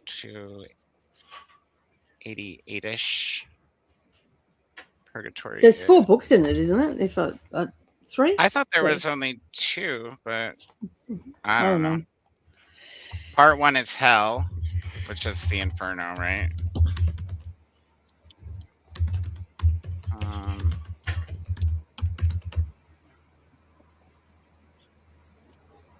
3 parts. I thought it was 3. What's part 3 called? Hang on, I'll just bring it up. Paradiso. So Inferno, Purgatory or Purgatorio, because it's Italian, and Paradiso. Okay. I only have the first 2. Mm. I'm sure they're probably free on Kindle or something. You can get the whole lot from Gutenberg Project. Gotcha. Yeah. Looks like this has a lot of appendices in it too. Mm-hmm. So it's probably only, let's see, less pages than I thought. Still 300 and something, it's saying. Unless commentaries. So I think that Jessica Kiwi and I are just going to read Inferno because it makes a prompt. And then we'll continue on with it. Maybe, is that what we were going to do? I don't know. We talked about it ages ago.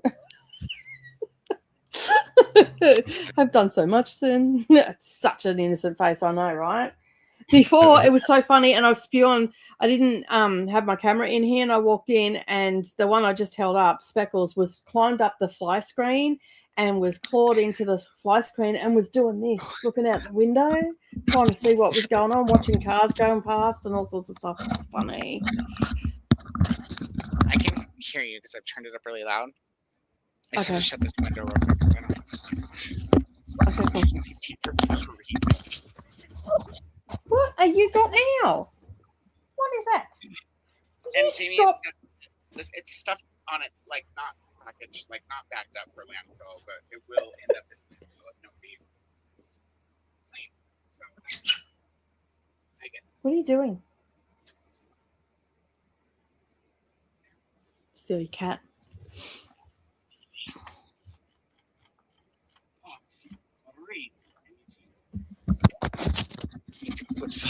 Immediately. Even getting craft supplies from the secondhand shop here, there's been an outbreak of carpet bugs and bed bugs. And we have a few more, so I'm just going to try to rush through these last bits so we can get to our first sprint. If you guys want to let us know an hour and a half or 2 hours, since we've talked for an hour and a half, that would be great. The quandary is really just over whether that is enough of a justification for a nonprofit. I suspect that most people donating stuff to shops care about not just throwing stuff out. Yeah, for the most part. If you're a donator, then you probably have an affection for not throwing things out. Hi, Elena. Welcome in. Good to see you. Hope you had a good holiday. Good. Reading Fearless by Lauren Roberts. Awesome sauce. I did put the links for NetGalley for The Hill in the Dark Grove there if anybody's interested. Hello to Elena. It looks like his first book. I think it is. Ooh, I forgot you were turned up really low.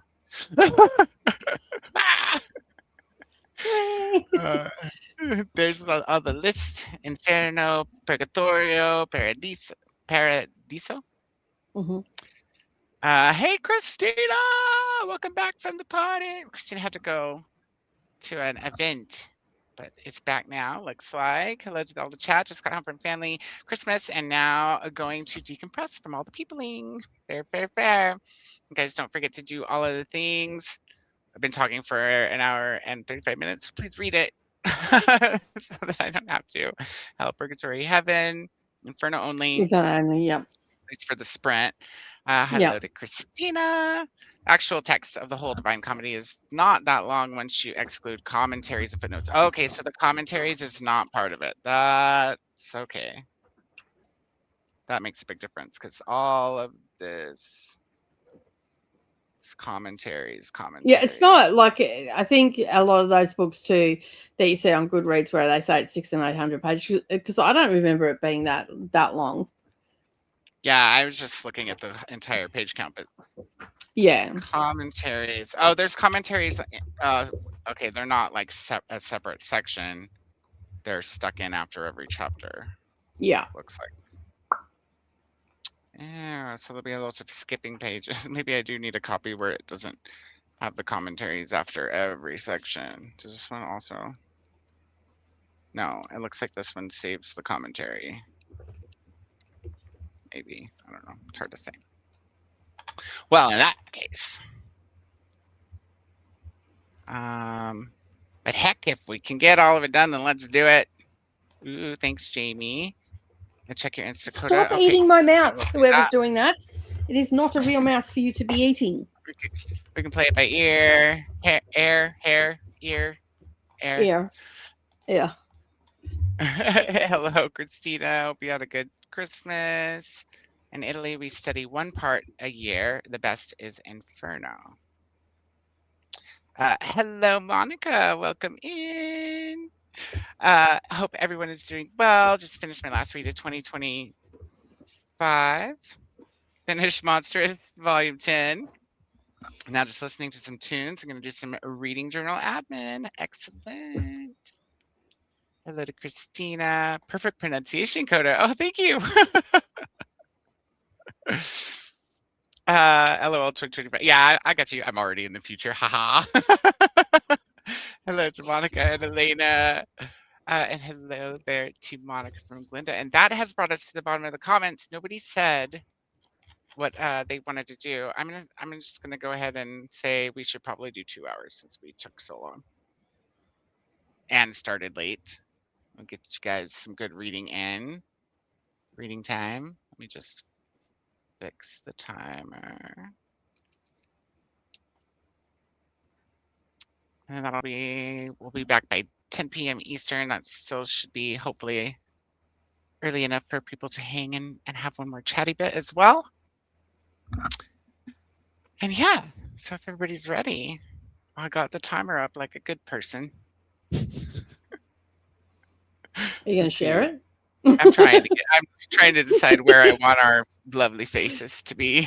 Let me get rid of this thing. There we go. It's like any moment the dragon might shit on you. Right on her. That's what I was thinking. Okay, friends. We are going to go to our first sprint. We're going to do 2 hours. Am I sharing it? No, I just put us down here. I know what's going on, kind of. Yeah, sure you do. Yeah. Don't forget you got a video to watch too. I know. I did reset this, so I need to hit the refresher button. Yes. Do the thing. Perfect. Okay. We're going to go to our sprint and we will see everybody when we come back in 2 hours. Happy sprinting.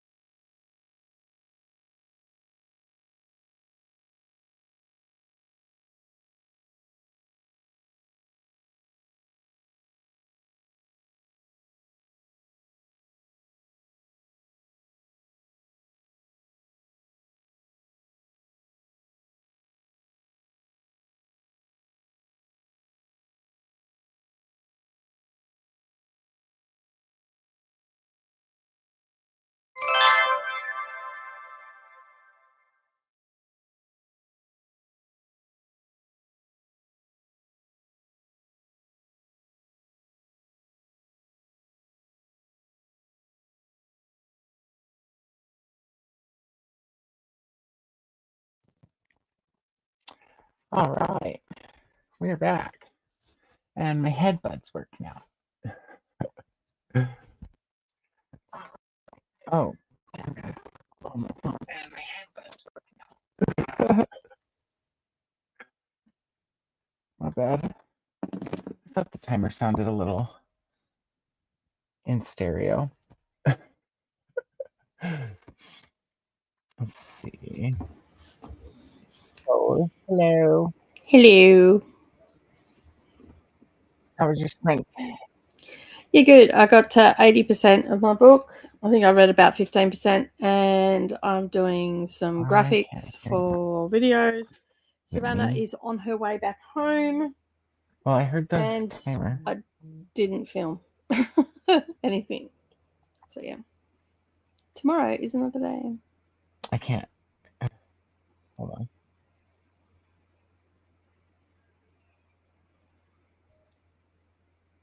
Say something now.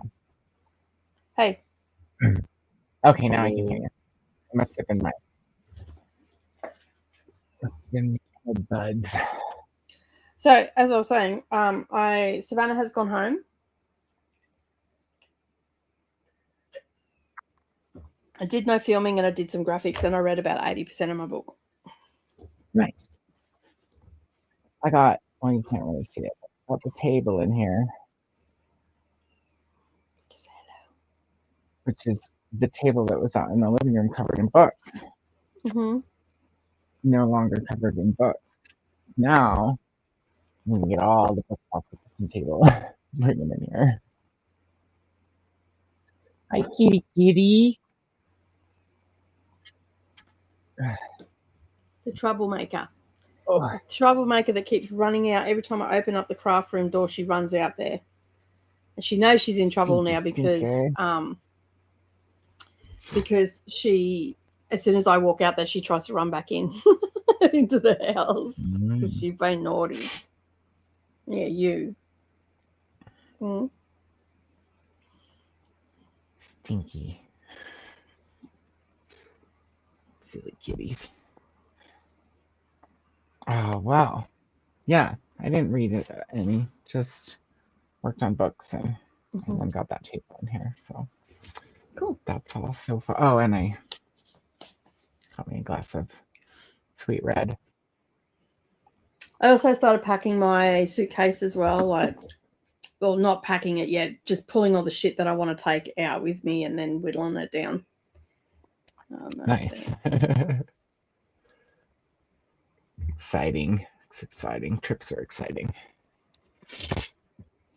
I'm just resetting the Yeah, we leave in 15 days. Real quick. I know. And you're going to be back for a long time. Mm. Just imagine how much longer my hair will be when you get back. It's only 38 days. That's a lot of days. That's a lot of days. But I'm not going to be incognito for 38 days. Like, you got to get to, you'll see me at Paula's place, no doubt. And even Davey's, maybe. So, yeah. That's exciting. That's exciting!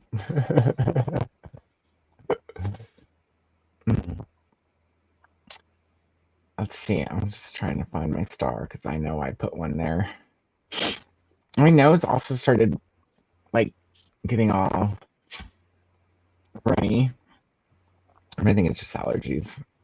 Yeah, I highlighted it for you. The weather got cold. So when the weather changes, my allergies always act up. Mm-hmm. And we've changed again. It's now cold. It's freaking cold outside. It's been sunny and warm all week. Now it's freaking cold. It's so weird, like trying to figure out, like I'm not in the mindset for winter, and it's like I've got to get these winter clothes out. Oh, what am I going to do? So yeah, we decided on jackets that we're taking. Yeah, so it's going to be super wintry. Mm. You might see snow, huh? Probably won't see snow up until we're up in Scotland. My friend's in Scotland right now. she's at Inverness where she should get some snow. I checked the forecast and they might get some snow this weekend. Okay. But she said it's not snowing there.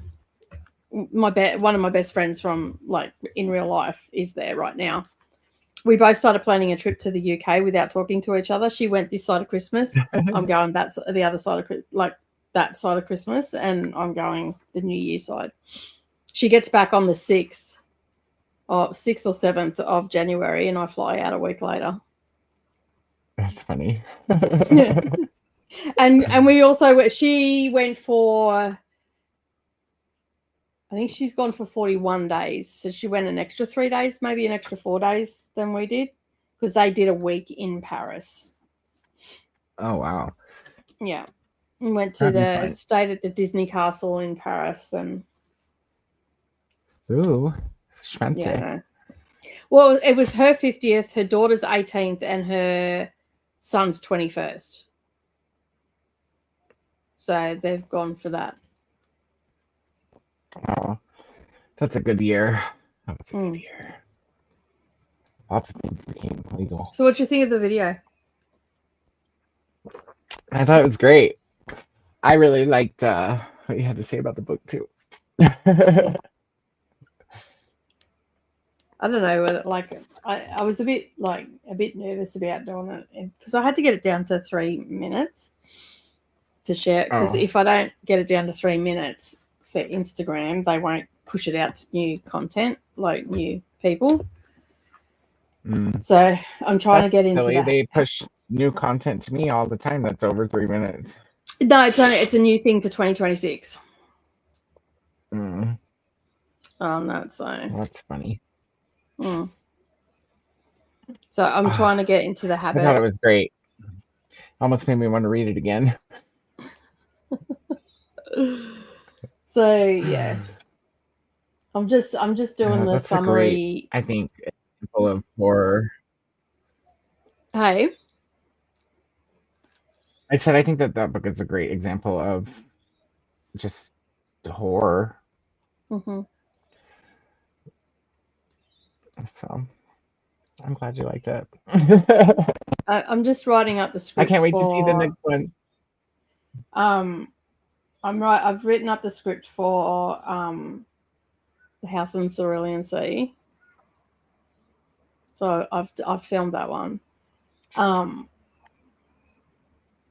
But I'm not sure I'm happy with that one, so I may refilm that one. And I'm just writing up the script for Sluts. Oh, that was fun, wasn't it? Yeah. We need to do another one of his books. I've been trying to keep an eye out on the used store, but I haven't seen one pop up yet. Yeah.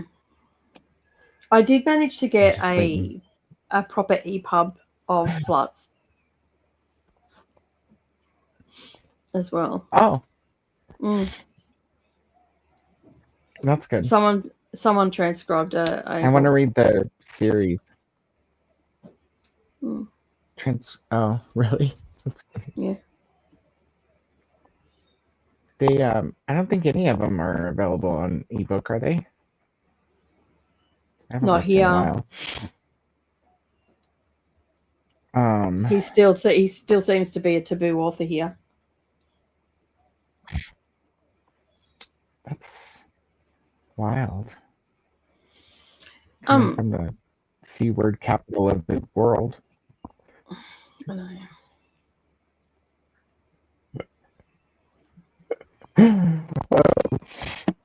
I'll have to look. It's his Have you got stuff running on your on your computer? Because you look really fuzzy.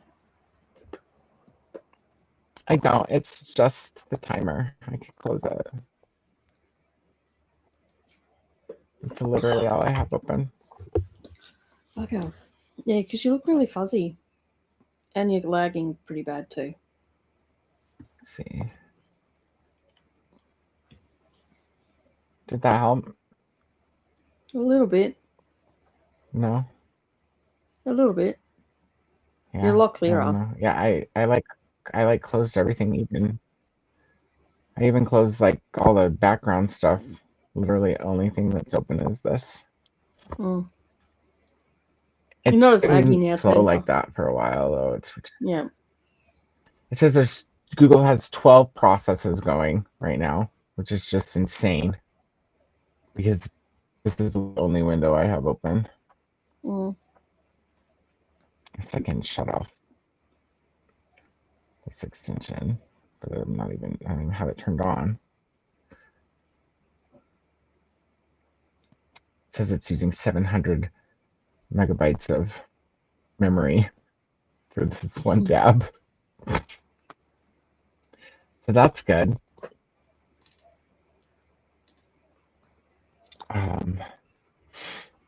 So, Elena, currently reading The Intruder by Frida McFadden. 15 to 20. There we go. 15 to 20 chapters and 161 pages read, and is 27% into the book. Good job. I'm clicking. There we go.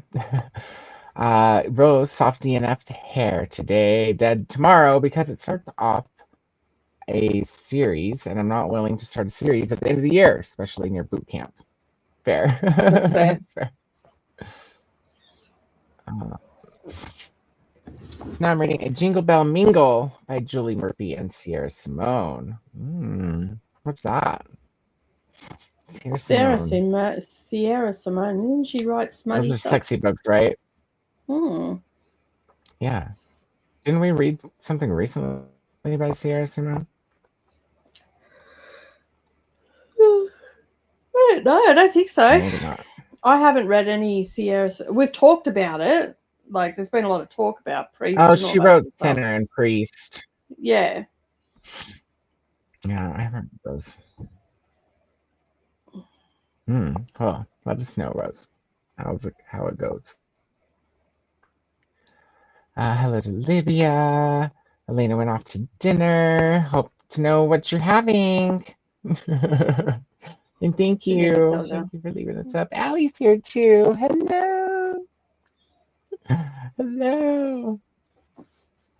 How's it going, friend? How are you? Hello to Allie. Oh, look. Elena had tamales and with chili and cheese. That sounds so good. I want some tamales now. I love tamales. They're just so good. It was yummy. It's taking my clicker forever to register. It was a whole like 2 seconds after I clicked it. It was yummy. Hello, Allie. Shower, very cool. Now switching books. The Intruder by Frida McFadden. 52 more chapters to go. Gonna finish it tonight, maybe tomorrow morning. There's always time.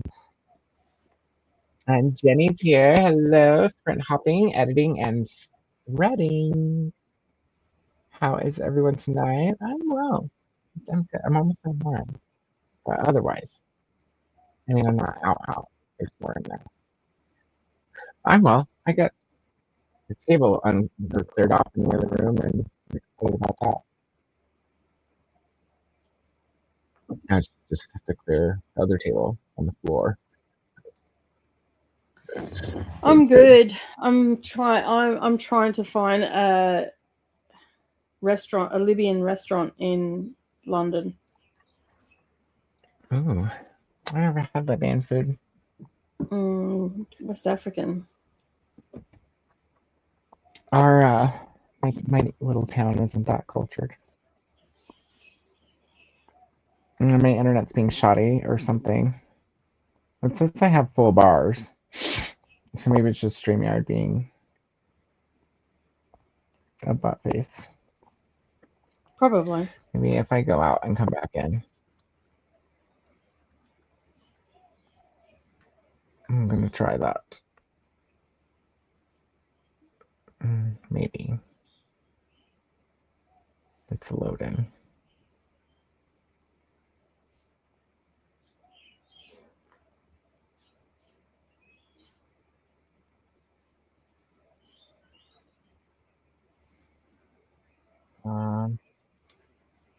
That's That better. better? Heaps clear. Heaps better. Oh, wow. Weird. At least I Oh, can see you now. You're still lagging, I'm but getting the at little least black you can. swirlies. Yeah.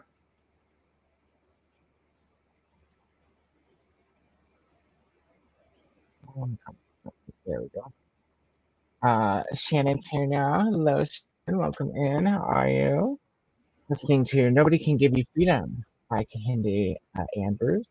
And I'm working on a diamond painting. Oh, I can work on a diamond painting once the kitchen table cleared off, Nicole. I probably won't finish the Naked Cowboy first. I really want to do the kitty that I special ordered from David Gems. Mr. Pip. Hello to Shannon. Double and Jen's here as well. Hello, Double and Jen. Welcome in. Jenny, how are you? What's up with the book? Yeah, I was over on Jenny's channel earlier and just taking a peek. And I tried to go to the link that you have in your channel description, Jenny, and it didn't take me there. So I don't know if the link is bad or if it happened, but is this what Double and Jen is talking about as well? That book? Anna's here as well. Hello, Anna. Welcome in, beautiful. I was going to bed early and remembered I cannot because I have to take an antibiotic at midnight. Well, that's fair. Dang. Here's a question for you. How does medication know what time it is? Mm, You know, that's a good. I don't think it does. I think your body does, though, right? Like, it only takes one person to know the time, and then it's screwed up for everybody. I don't know. Antibiotics, though, they're picky about like when you take them on our prescriptions. How They'll be they like know? I've once never every followed 12 hours or however. I've never followed the instructions for antibiotics, and I've never had any adverse effects. And whatever's been ailing me has been fixed. That's so. I never complete the dose like you're supposed to. Like, I'm always Yeah. feeling better by the time I've had half a bottle or whatever. But yeah, I don't know. Here to support Nicole and Koda. Thank you, Elena. So Anna says I'll listen to it and then read some of Valor by John Gwynne. Nice. How are you enjoying it? I really like that book. Double Engine said sleep and set an alarm to wake up and take it. Oh, that would never work for me because I wouldn't wake up for one thing once I'm asleep, especially at the beginning of sleep. I'm like in a coma. Good luck waking me up. And those are coming through. Rose says they're now at 19% through the Jingle Bell Mingle. And during the next sprint, we'll be reading 5 Survive by Holly Jackson, 21% through. Awesome. Chantel's reading Tent Pegs and Terror by Tyler Rhodes and is at 48%. What is Tent Pegs and Terror? That sounds like fun. I have to look this up, but I'm going to do it on my phone so I don't mess the damn connection up worse. Tent pegs. Oh, Swipe does not like pegs. And terror.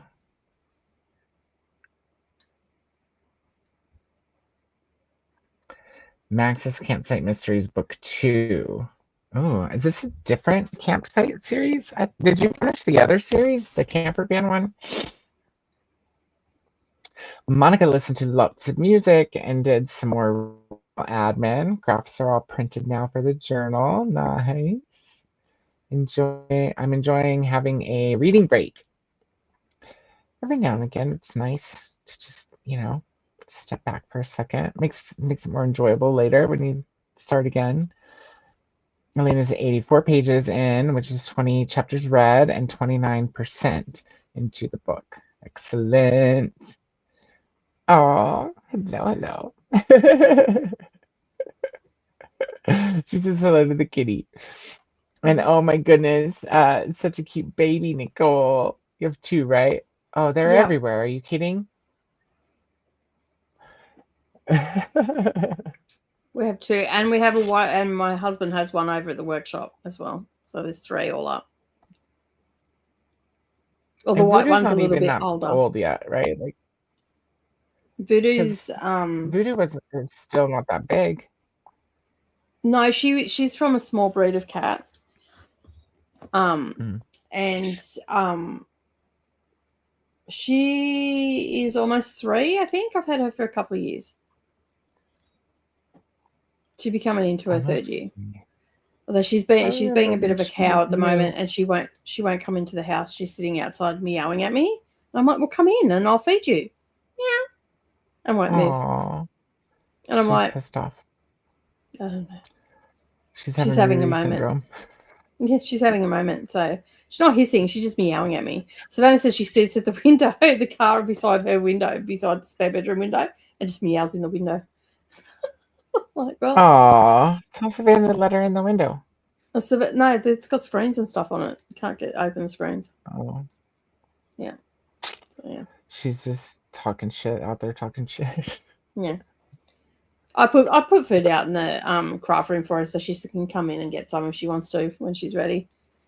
She That's just sticks her head in the door. Oh yeah. She's just being a bitch. She doesn't want to come inside because the two little ones are in here. She doesn't like kittens. Right. So she's just being a bitch. Yeah. Yeah. And it's not as if she doesn't have shelter. Yeah. Like she's got 2 cars to sleep in. So like plenty of room for her to sleep in. So she's out of the weather and stuff if she doesn't come in. Every now and then she'll walk in and fucking walk with her nose in the air as she walks through. Just look at them like, just remember you were a kitten once and the cats accepted you.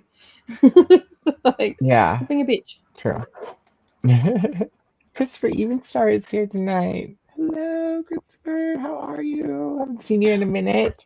Hello. Hope you all had happy holidays. Just started eating and reading, having tofu, bok choy, and corn ramen. Ramen sounds good. I don't want to make it though.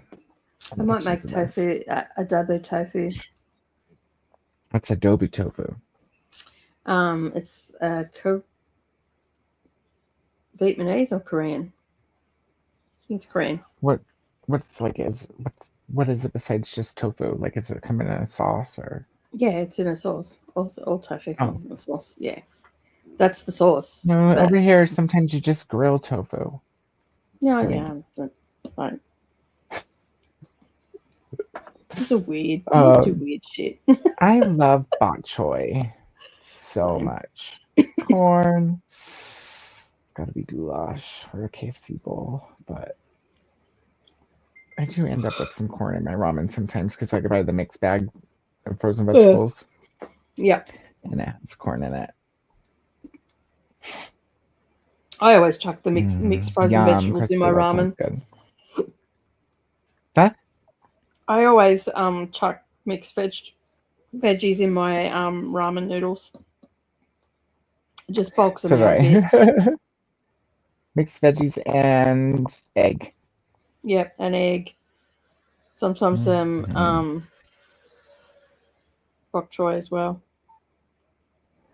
Bit of chicken, bit of salmon. I like some pulled pork in mine sometimes.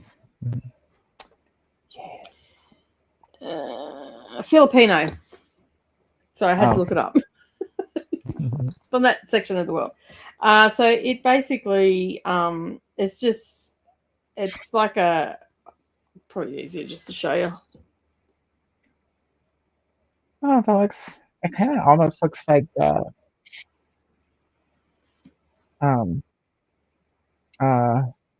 Hoka.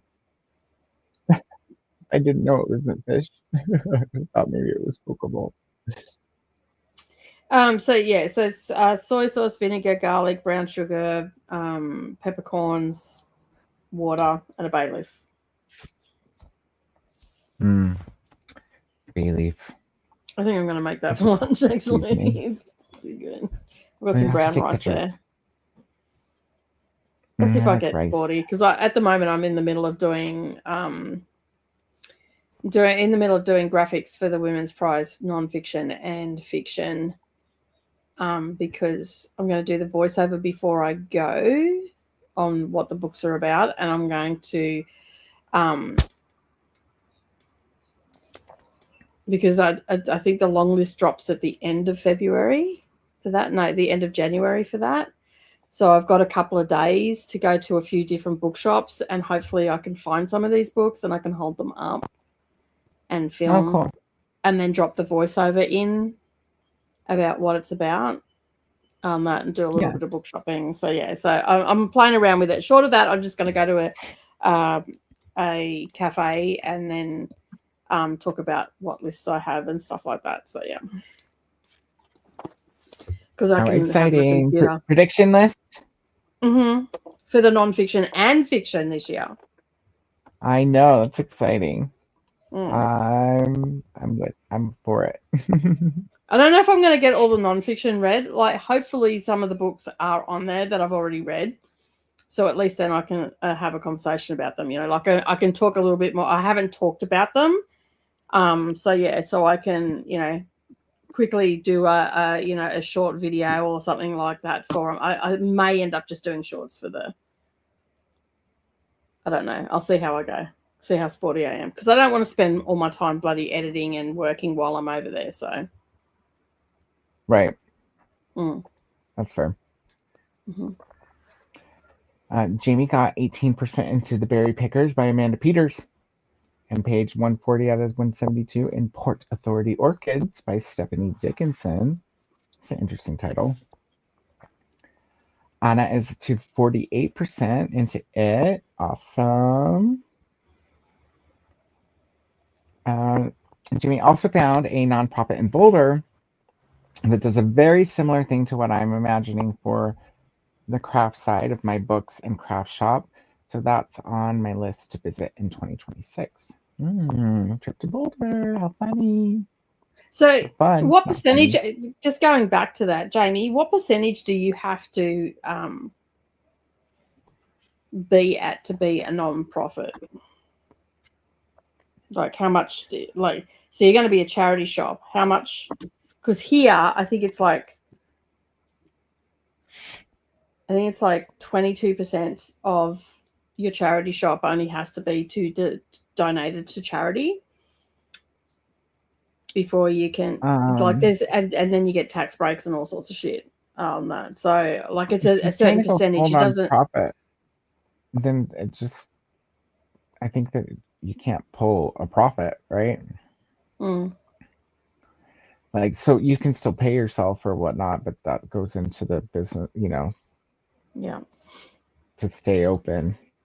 Well, here you can do a charity shop, and it's only a certain percentage that you have to donate to charity. That, and then you get all these tax breaks and all the rest of it. I don't know the ins and out of it, but I do know it's only a certain percentage.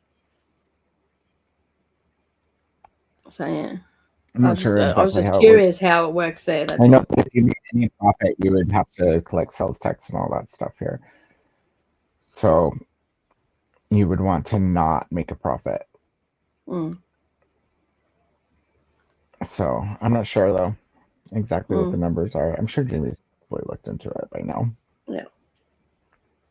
Hello to Christopher from Glendon. Happy holidays.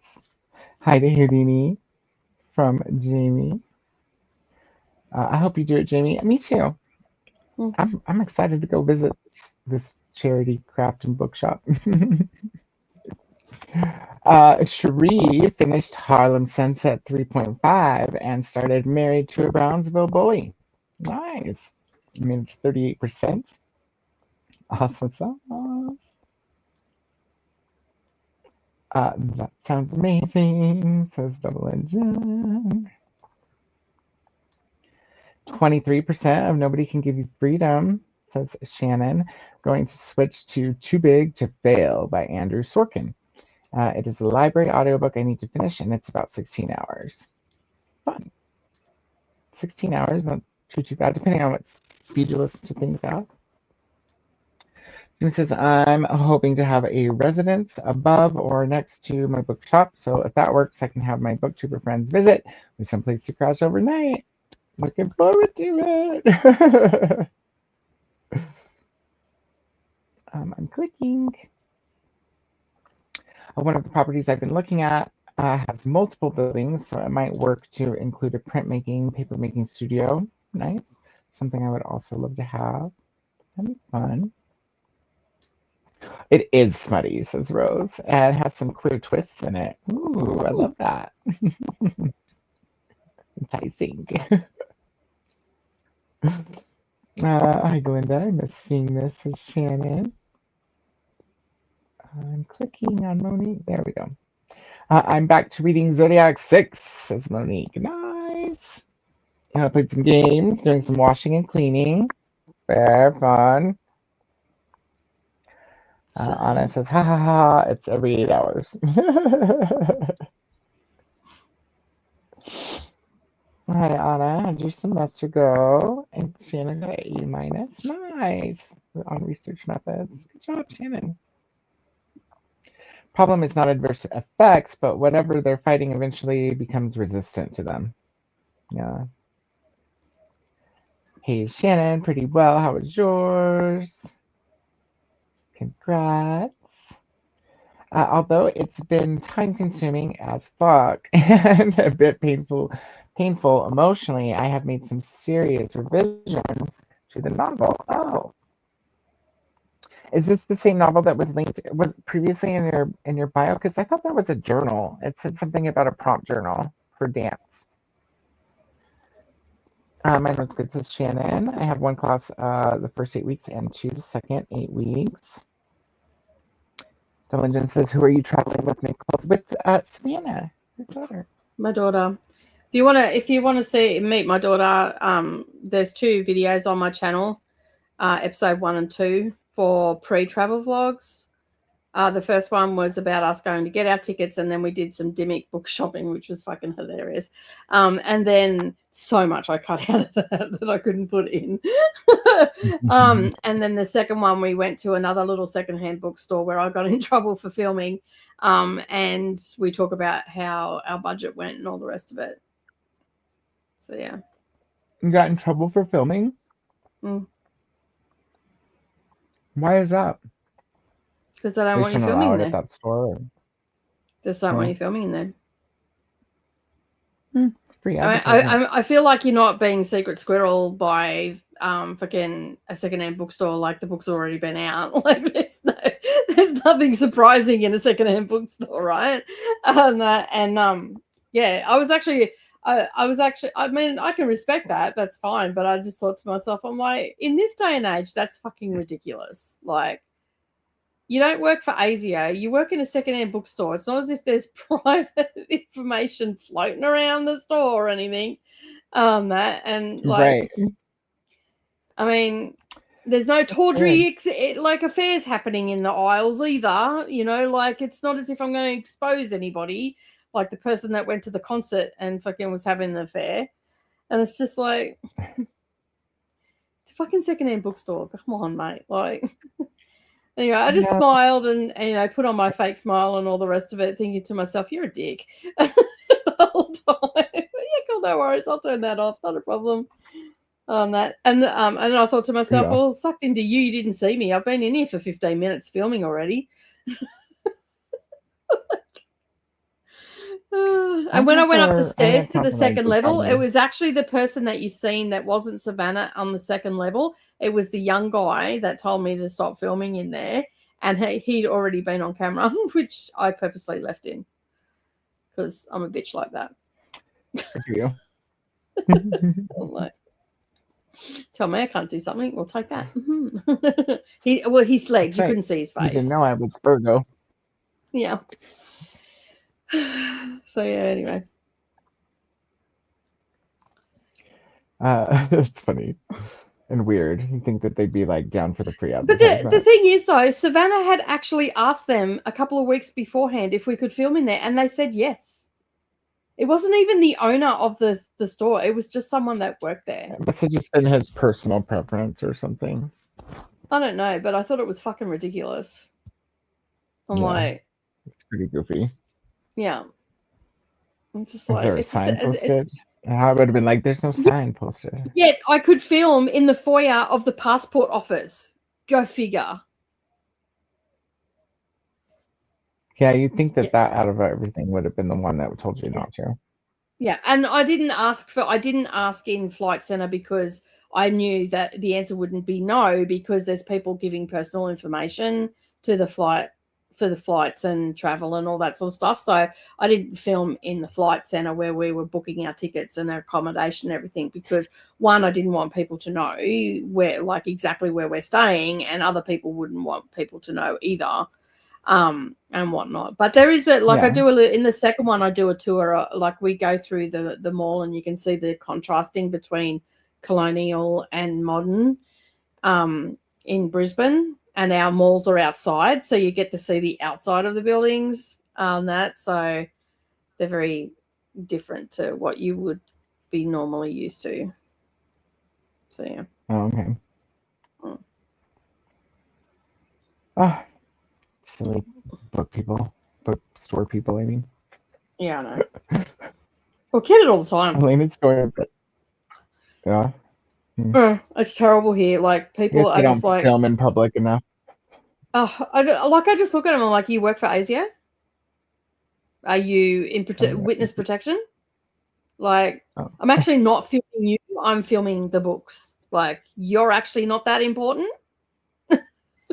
So that's what I really want to say to them, because it's ridiculous. That, like,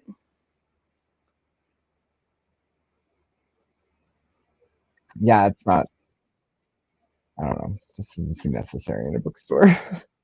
Like, there was no, like, I walked around Dimmicks for 40 minutes with my phone out filming and all the rest of it, being loud as AF with Savannah. That, like, we were talking, so much so that the lady that worked there actually came up and asked me about the prize list that we were talking about, because she was very excited that some of the books ended up on it, because it's not a prize list that she normally follows, even though she was up in the section where all the prize list books are, and that's where she was working. And we ended up having, you'll see in that one when we're in Dimmick, Savannah looks off and starts talking to someone. That was when the lady started talking to us. We didn't put, I stopped filming that, because out of respect for her, like, I didn't want to have to get her to sign a waiver and all sorts of shit to be on the internet, and she was at work as well. So I just press pause, and then we come back in again, and I say to Savannah, are you ready? That to continue our conversation about the book we were talking about. But yeah, so I'm always very respectful when I film and stuff like that. And I don't go and talk to Patreon, and I make sure that, like, there's no one, like, where you see me filming and stuff, I always try to make sure that there's no one there. Sometimes it's inevitable. Someone will come into the screen or whatever.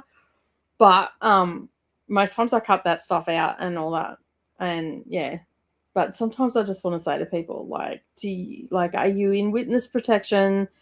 Are you hiding from law enforcement? Like,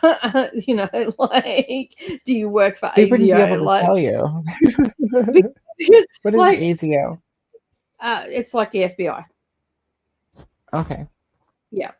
So it's our version of the FBI. And so, because, like, I'm like, you walked into this store, you were on camera, you walked through the mall, you're on about 400 cameras. And you don't know who's watching you there. At least with me, I can tell you where you're going to be. So, I'm going to cut you out, and you're going to be on the cutting room floor. So, director's cut, mate. And that's what I want to say. Like, you can't. Like, I don't want to be on the internet. Well, you're already on the internet. You're already. You've got a smartphone there. The government already knows where you're at. That you're being tracked all the time. Like, just say something, and then it'll appear in your Facebook. Like, I bet you're on social media, and I bet you're doing this, and I bet you're doing that. You know what? You've already got a digital footprint. Like,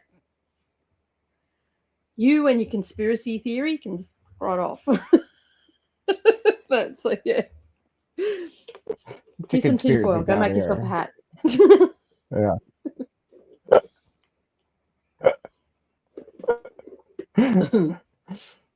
That's so funny. I haven't seen anybody wear one of those in a while. Mhm. Yeah. Here's some tinfoil. Go I'd knock love to. yourself out over in the corner. Make yourself a hat. Leave me alone. I'm surprised there's Yeah. not more people on YouTube wearing tinfoil. Oh, there's many that should be. Sometimes my husband goes down a little bit of a conspiracy theory, little bit of a rabbit hole and all the rest of it. And I look at him sometimes and I really want to go and get the tinfoil and just hand it to him and go, here you go, you might need this. Yeah. Put this on immediately. No, put it over there. Go over there and Yeah, do it. you go over there. Here's some crayons. Here's some crayons, your tinfoil hat. Over the corner, off your pop. You got this. Yeah. I want a full report in orange. Thank you. Fully. Elena's going to bed early at 7:45, which was just a few minutes ago on her time zone. As I need to wake up at 11. That's some good hours of sleep right there, Elena. That should be good. It's not easy killing your darlings. It has paid off big time though. Okay, cool. It would be joyous day when the novel is actually published. What sort of novel is it, Well, Jenny? It's gotta happen. I'm not sure. I know that she's told us a little bit about it, but I don't remember. What genre It's does it been a fall in? while. And then I got all. Yeah, I can't remember either. I don't think I've ever known, actually, to be honest. I don't think it's like a particular genre other than just fiction, if I remember right. But tell us again, Jenny, because I could just be making things up as I go. Congratulations on Always a bit passing of that, research right? methods. Right. Well, you have to take a look at what people say and go from there. I added to the ending of my novel a bit for the editor's advice, or at the editor's advice. Yeah. It started in 2022. It takes time. It does. Yes, I know. Thank you, Glendon, Anna. Tis Hello, Molly. It is you! Tis you. Welcome in, lovely. How are you? Top of the morning to you. That's right. Chantel says Max Camperman series had 14 books. Then he bought his own campground, so it's a new series spin-off. Oh, Ooh, okay. very cool. Congrats to Shannon, Lena. It feels good, Jenny. Let me know and I'll buy it. Yeah, same. Oh my God, what's going on with my... Hold on, it's scrolling without me scrolling it. Yeah. Give it a bit of a shake, rattle and roll. I'm trying to hit the side button when you do that.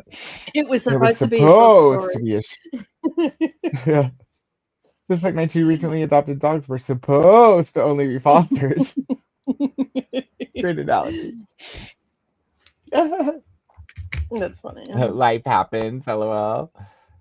Shannon thinking Elena, oh, kitty, kitty, kitty, kitty, kitty. Kitty, kitty, meow, meow, meow. Can't hear you. You got headphones on. Can't hear Oh, you. that's right. Last. I seen you twitch. Your ears are twitching. Kitty, kitty. She's also ignorant. She's like, I'm sleeping. Leave me And alone. fuck right off. Yeah. She's my cat after all. You man, fuck off.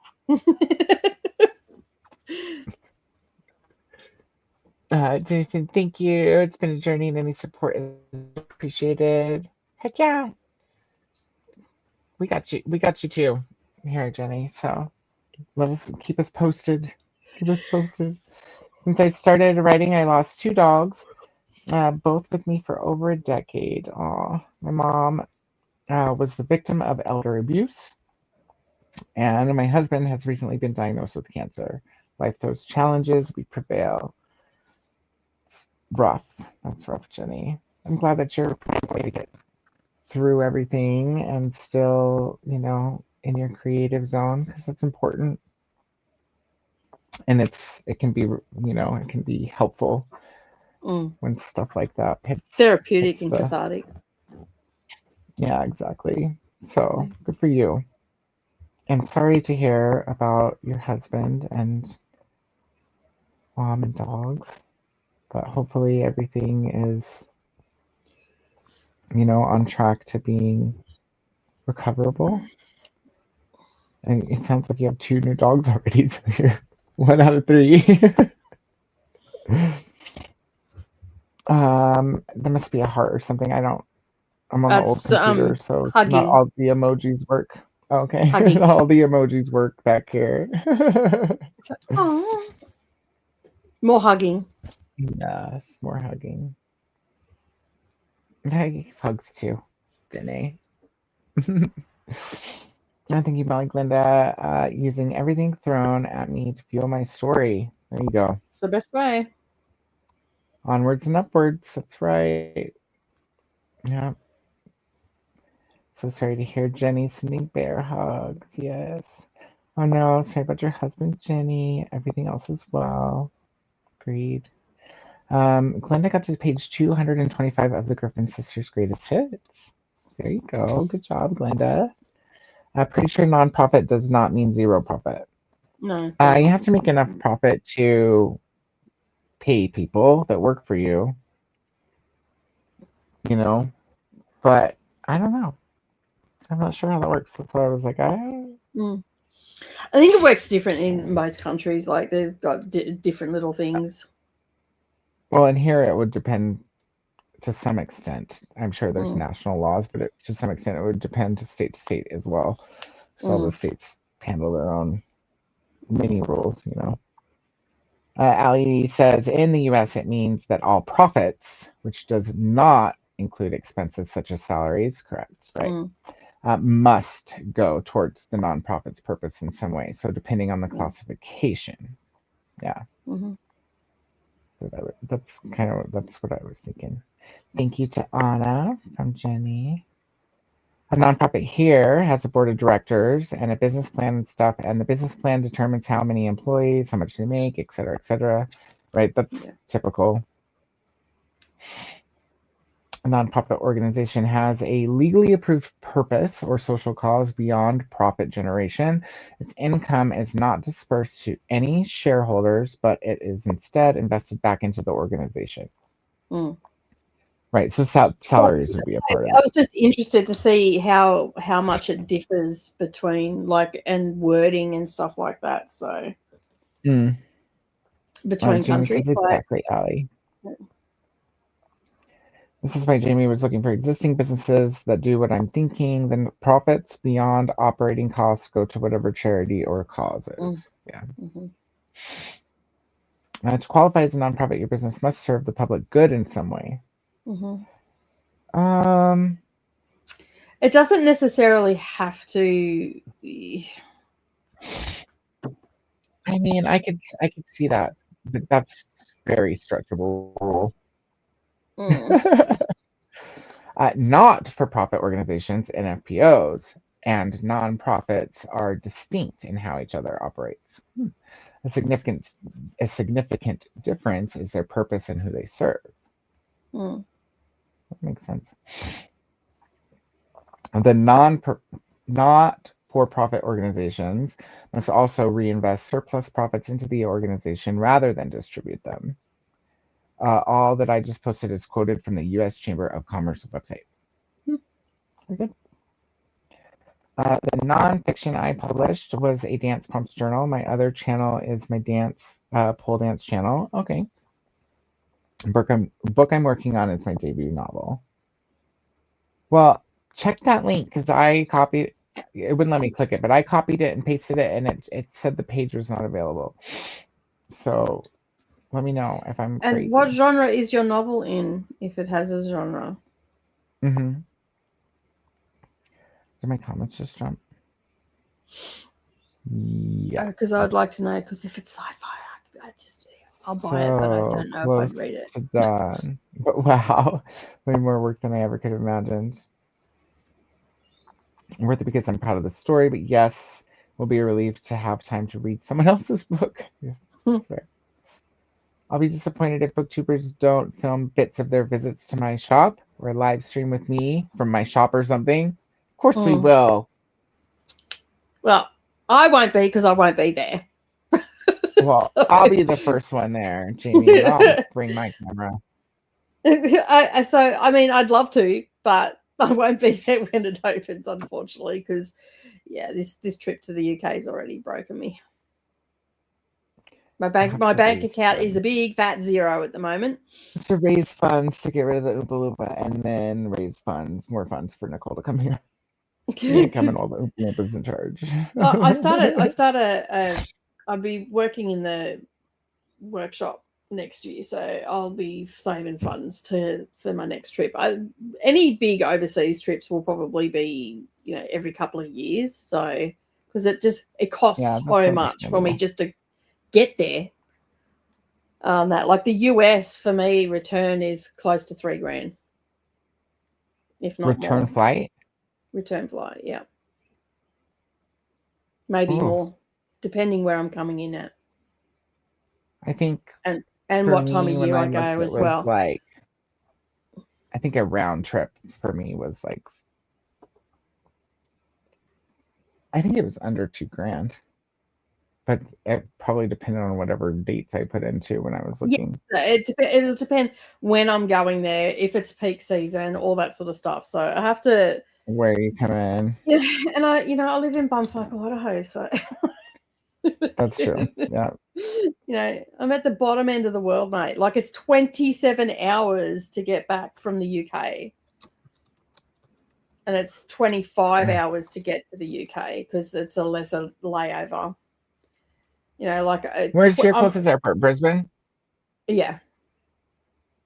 International, yeah.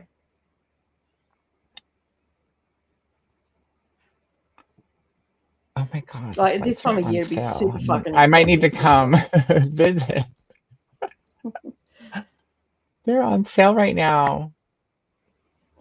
It's saying under $700 for a round trip from my airport, my piece of shit puddle hopping airplane airport. What the fuck? Like, what are you going to be? What sort of plane are you going to be on? Is that with a reputable company? Well, we always start off on a puddle hopper from our airport because it's a small airport, so not a lot of big commercial, and then we'll like change planes in like usually Dallas or Phoenix. Okay.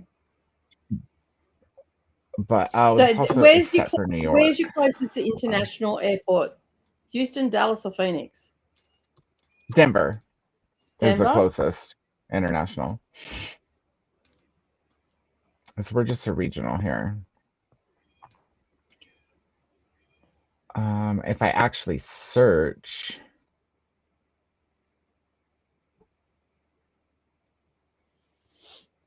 yeah, I don't want to do that. If I actually search, it's still under 2,000. 965 with one stop, or that's Delta Airlines, or 1163. That's not as much as it was last time I looked. And that's from here in Junction to Brisbane. It says 2 stops, once in Denver and once in. When does your summer start? When summer? Here, like late May, early June. So like, when's Jane on school? When's Jane on school holidays? She'll be on holiday after May. It's usually the end of May. Okay, let's say 1st June. I will look. Where's that app? Parent view. It says the same thing happened to me at a secondhand bookstore in 2021. I haven't gone back. On the contrary, I have been to several others where they've just asked not to record them, but could do so in the place in general. Yeah, I think that's reasonable. Molly says, Anna, I survived. Ellie says, I'm doing my 24-hour readathon sprints in 8 hours, so I'm headed to bed as well. See y'all in the morning. Ooh, I forgot about these. That's exciting. What time did they start? When? What time did they She start? said I in missed 8 it. hours, and that was just right. I'm imagining since 8 9 my hours. time. So that's 10 o'clock tonight my So, time. yeah. Okay, Which so would be what? return airfares are, 5 o'clock in the morning for me. if I want to travel for 48 hours, I can get them for $1,700 return. The best price that they can do at a 38-hour flight, because there's a stopover, to get And to where's that flight you Denver. went to? Oh, To that's to Denver. Denver? Yeah, to Denver is $2,642 return.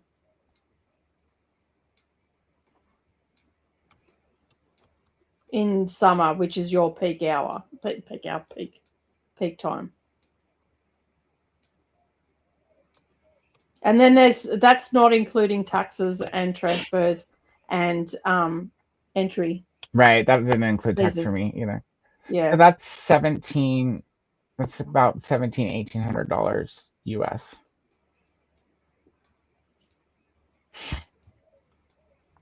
I wonder if I change it to Denver, how much, if it would go down in price. Because see, it costs to get to Denver If too. I So wanted, usually, if I wanted to travel for fucking 48 hours, I can that's get them crazy. at.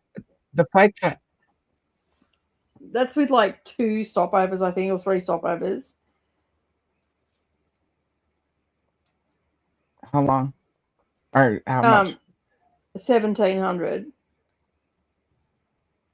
return. That's crazy. These ones that I'm looking at only they have 2 stops, but they're still only, it still says only 24 hours is the longest one.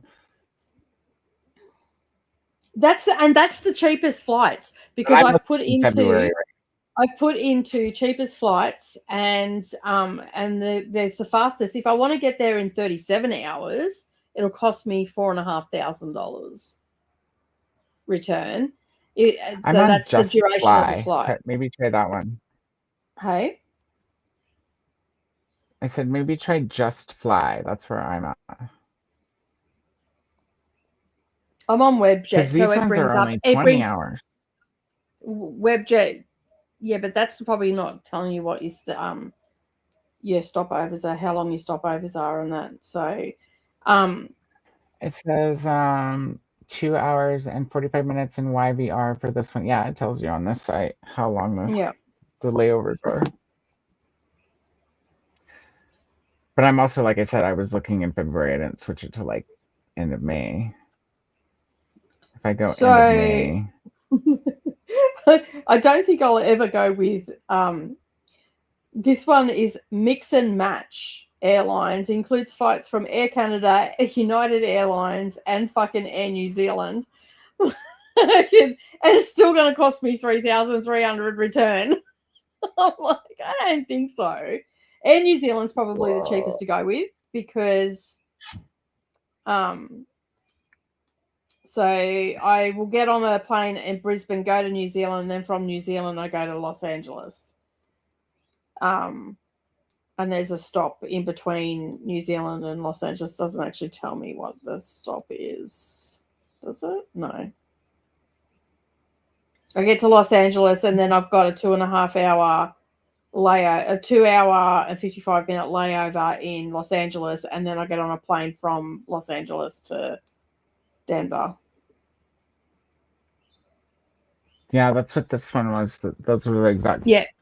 No. So it's a lot of hop, skipping, and jumping. So yeah. I wonder how much more it would cost if you flew in. How much are flights to right now to the UK? Koda's like, oh, the UK, that might be a bit cheaper. You know, you are closer. Let's see. I just looked up from like May 25th through July 1st. Yeah. And they're still only $1,200. So how much is it? 18 hours. The 13th. Say the 13th of. Say the 14th to the 16th of return into London Of February? of January. January the 14th to returning when? Oh, we're there till the 16th. We're there from the 14th to the 16th, and then we go out on the 17th. I think. I don't know. Okay. Savannah didn't bring the calendar up and hasn't put it into Google, which really pisses me off because I can't fucking look anything up. I gotta switch it from. No, I don't want to do Denver. What was mine? Heathrow. Searching before I close search. Let's see. If I go directly out of Grand Junction, because I wouldn't want to leave my truck in parking, because that just costs money too. Mm. To where? Heathrow. England? Where would I fly? Heathrow, London.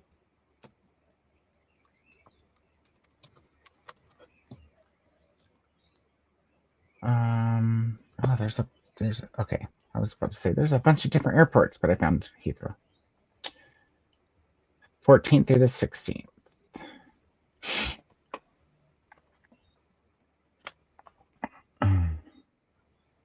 Just go through these while it's searching.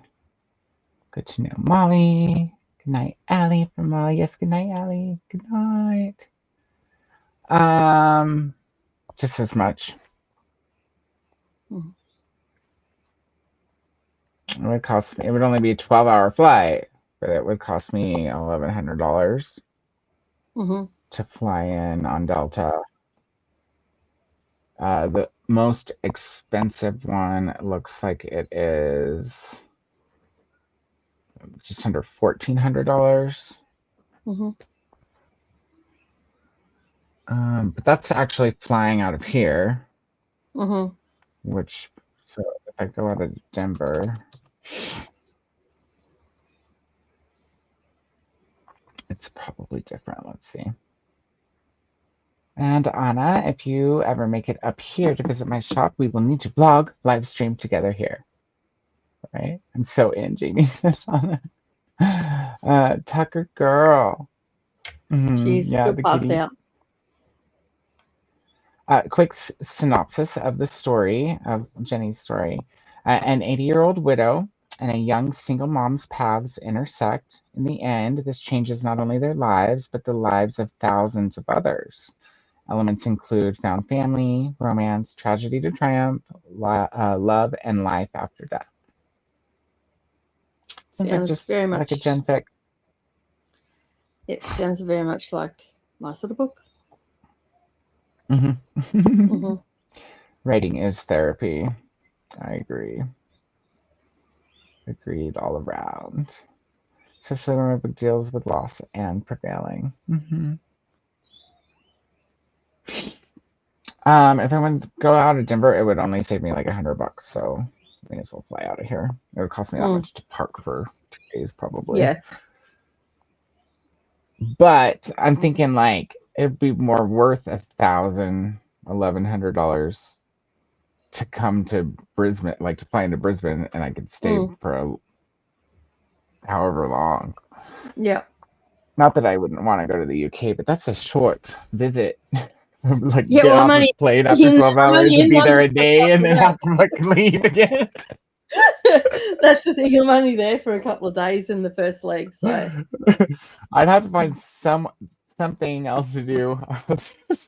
We could go and see Dee Dee. Dee Dee's in London. I know, and I'm sure I could find a way down to Leeds too. Yeah, up or up to Leeds. I don't know which direction. I think Leeds is up. I don't know. Savannah took the map up and down or elevation up and down. Like here, people will argue with you. Blurry again. Well, it's north then if we're going to have particular people. No, is it up or down? I don't know. No, it's fucking sideways. What do you reckon? People are just I don't know, like, pedantic. well, Like, here, you know like, what? if You you don't were have going to to be that Colorado, right. it wouldn't matter whether you were traveling north or south or east or west. You would just say going up, unless you were at a higher elevation. Then you'll be coming down. Yeah, exactly.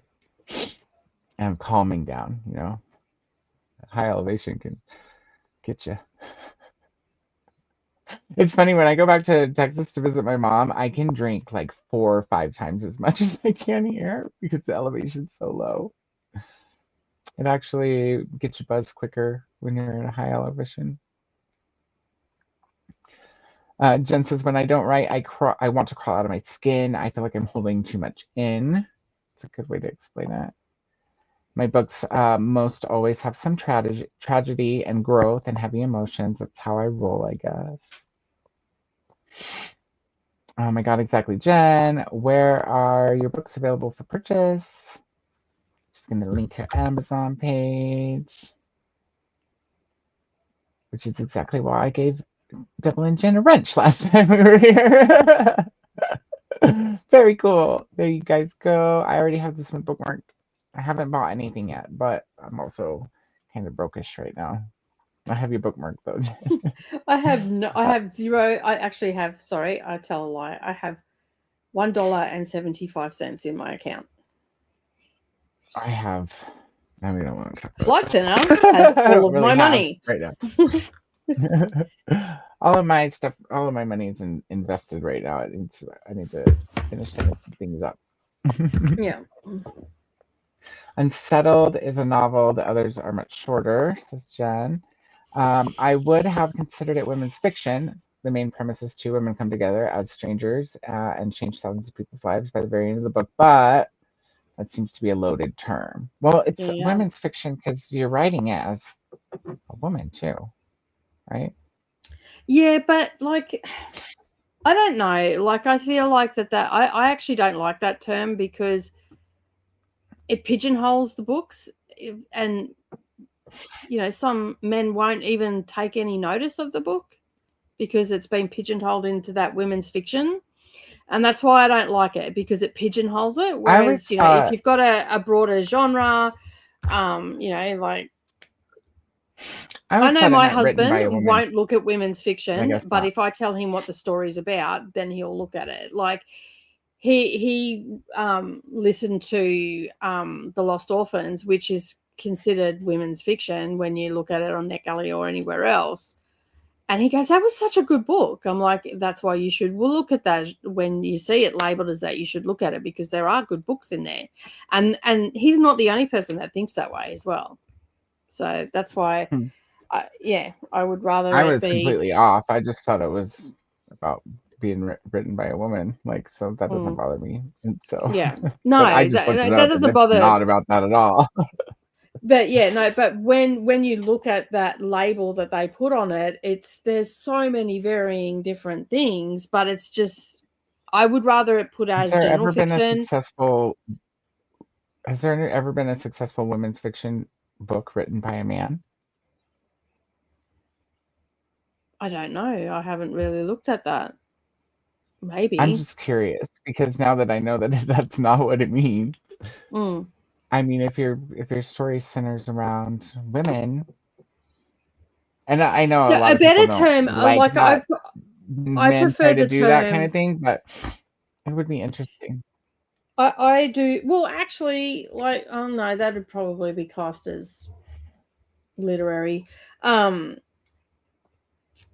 would prefer the term general fiction or contemporary fiction rather than women's fiction or literary fiction, even, or literary, yeah, because it just pigeonholes it, and you know, I feel like I said, my reasoning's why I feel like it just pigeonholes it, and so many men would not look at it there. Because I mean, my husband has no problem reading female authors.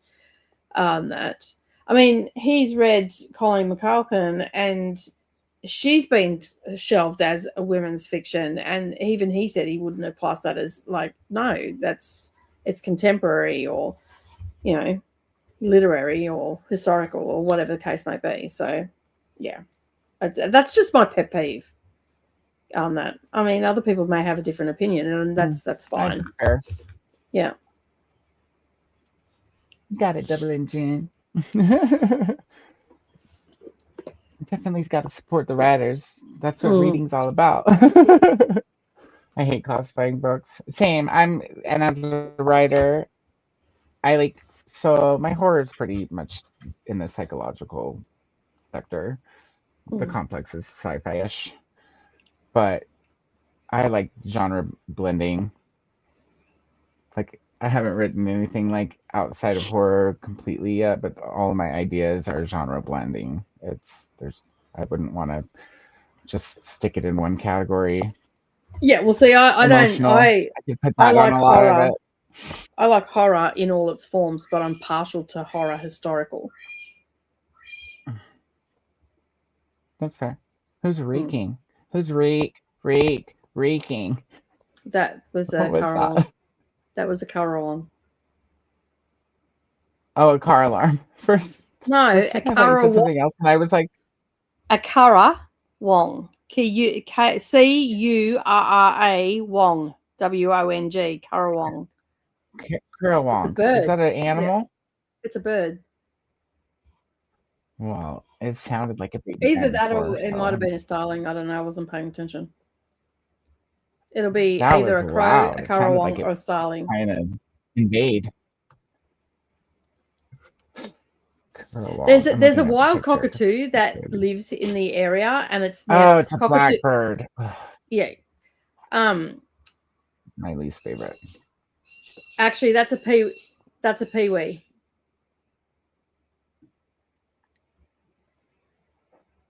a peewee. Sounds like a car alarm. Yeah. There's a white cockatoo that's living in one of the big gum trees out the back, and because it's near houses and all the rest of it, it's starting to mimic some of the people around here. And when it's talking, it sounds like it's saying hello when it squawks. Because that's cute. What color is it? White, silver-crested cockatoo. Okay. Or yellow-crested. Gala is almost pretty. I could get down on Galah. It's not a galah. It's a galah. Oh, a galah. The pink gray one. Galah. Well, pink. Pink's the best. You said this is a silver. Yellow-crested, sorry. Yellow-crested. Oh, okay. Yeah, I see one of those right here. Those are pretty. Mm-hmm. I'm not a big bird person, though. I just really don't like But they talk, and this one's a wild one that's out there talking. Check out the black cockatoos. Put in black cockatoo. Have you seen the one on Instagram or whatever? The one that talks shit like to people. So we used to go to a place. I don't know AI or not, but he's always talking shit. No, like, they do talk shit. When there used to be this place at Port Macquarie that had a cockatoo, a sulphur-crested cockatoo. I don't like the black one. As you walked through the gate, and then it had a really long bird cage that went all the way down the walkway to the entrance to this little. It was called the Snow White Village, right? And this cockatoo, I don't know who owned the cockatoo before they did, but whoever they were a potty mouth, because you'd walk in, and if the cockatoo was in a mood, it'd start swearing to you, telling you to fuck off, eat shit, fucking all this stuff, and it would follow you down. I had a friend when I was in I think it was middle school, that had a parrot that talked shit. But just the stuff they trained it. It wasn't like having a conversation. It used to say, "You dropped it, you fat bitch." That's the only thing that they trained it to say besides "fuck you." The one in the reels is actually conversates. So somebody will be like, "Oh, I this and that," and it's all, or "Why are you doing that?" And the parent will be like, "I can't remember anything he says, but I'll try to find it for you." Yeah, this wild one lives out in the tree, and every now and again you hear it squawk, and then you hear it go, "Hello," because obviously the people where it's living, they're talking to it and saying hello all the time. It's like, "Hello," squawking like nothing else. It's so fucking loud first thing in the morning. Oh, that's funny. Devil Engine wants the publishers to name the genres, so she's not responsible for it. That's fair. To me, women's fiction means books written around older characters, not college age. I probably don't understand it though. What I read, it said it centers around a woman protagonist or female protagonist, and their some kind of journey in their life, whether it's a romance or a learning experience, or I'm just summarizing because I don't have the page pulled up anymore, but that's essentially what it says. So it says a broad genre centered on female protagonists, so that seems to be the commonality, focusing on their emotional journeys, relationships, self-discovery, and navigating life's challenges like family, career, societal expectations. Often has an empathetic, character-driven approach, and it's marketed primarily to women. So it says the core driver is personal growth and fulfillment. It can include romance, but the core driver is personal growth and fulfillment. Yeah. So female-centered, emotional journey, relatable themes, broad scope, marketing, essentially is the key points there. I found I think this is there's several of them, but I think this is one of them. It was on Facebook, so I can't log in right here. But I shall send it to you. The bird. To talk shit. He actually talks shit to cops. Like when the cops come in. We used to own those self-requested cockatoos can live to a ripe old age of 100. That like they actually can live a really long time. And we had one called Polly. It was an evil bitch. It was an evil bitch of a bird. But I've got the scar to prove that it was an evil bitch of a bird. I don't know if you'll be able to see it, but it bit me there, and it goes under there, clamped on, wouldn't let go. None of them. So it's slowing down because of the timer. I was trying to get the timer out. Yeah. Do you think maybe you could throw the next timer out? Yeah, I can do that. Making my day. I don't have the fancy one that you have though. I don't have that picture.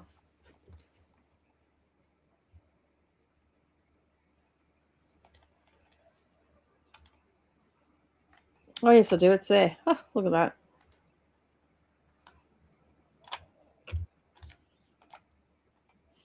Are we doing an hour and a half? You're frozen. Koda, I don't know if you can hear me or not.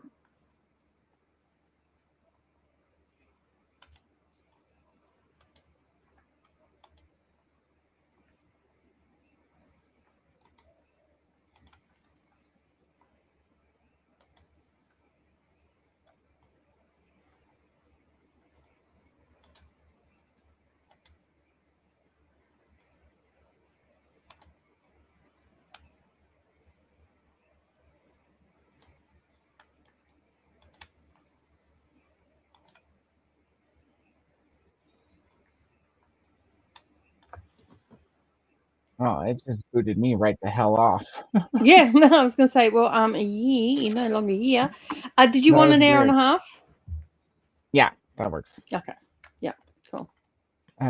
So Jamie was saying that Nicholas Sparks seems to write very similar books to some of what gets lumped as women's fiction, and Colm Toybin and a lot of lit fictional authors. I love the long distance birding we get to do. And birding sounds like something dirty. Hey, Liz. I haven't seen you in a minute. Been missing you. Good to see you. Good to see you.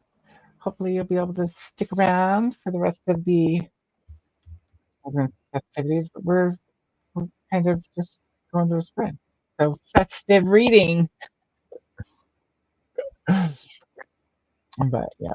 Anyhow, if everybody's ready, it's about the time. I'm going to go to our second sprint, which will bring us to 11 p.m., which is usually about the time that we cut out. But we'll just see how everybody's feeling.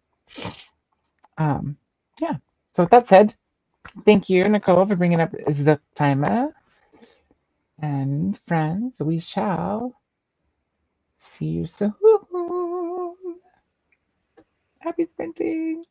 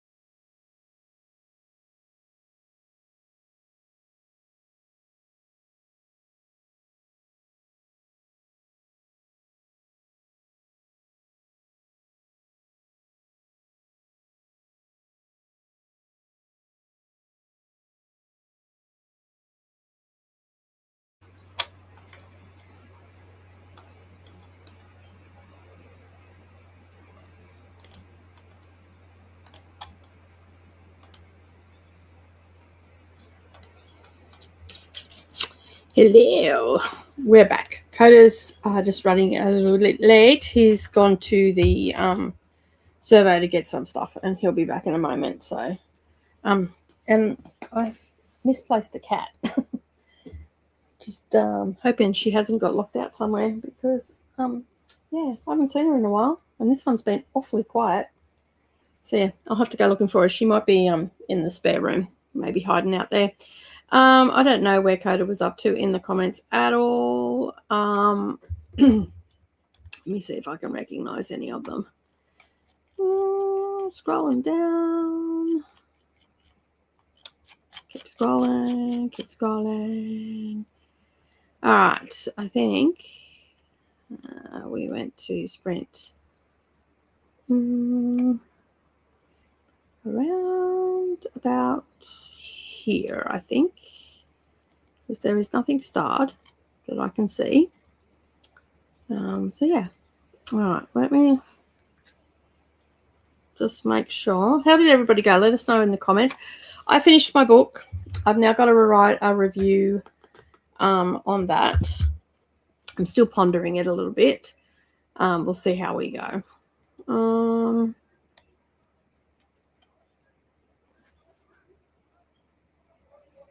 Okay, I think this is where we're up to. Jane says, hello again. Welcome on in. Welcome back, Jane, says Glenda. And Jenny's gone off to bed. Good night. Thank you for being here. I'm sure Koda says good night as well. I'm going to be heading off too. I've got to go and do some stuff today. I've got to get things organized. I've got to make sure I've got enough cat food and all that sort of stuff. And 13 days, I guess, is just going to go fly by. So during that sprint, I finished my book, and I also started doing up a calendar with all the dates and everything. So I've just gone into the document and grabbed all the dates, and that way I can just open up my calendar on my phone and know exactly what's going on. So yeah. Okay, Koda sent me another voice message.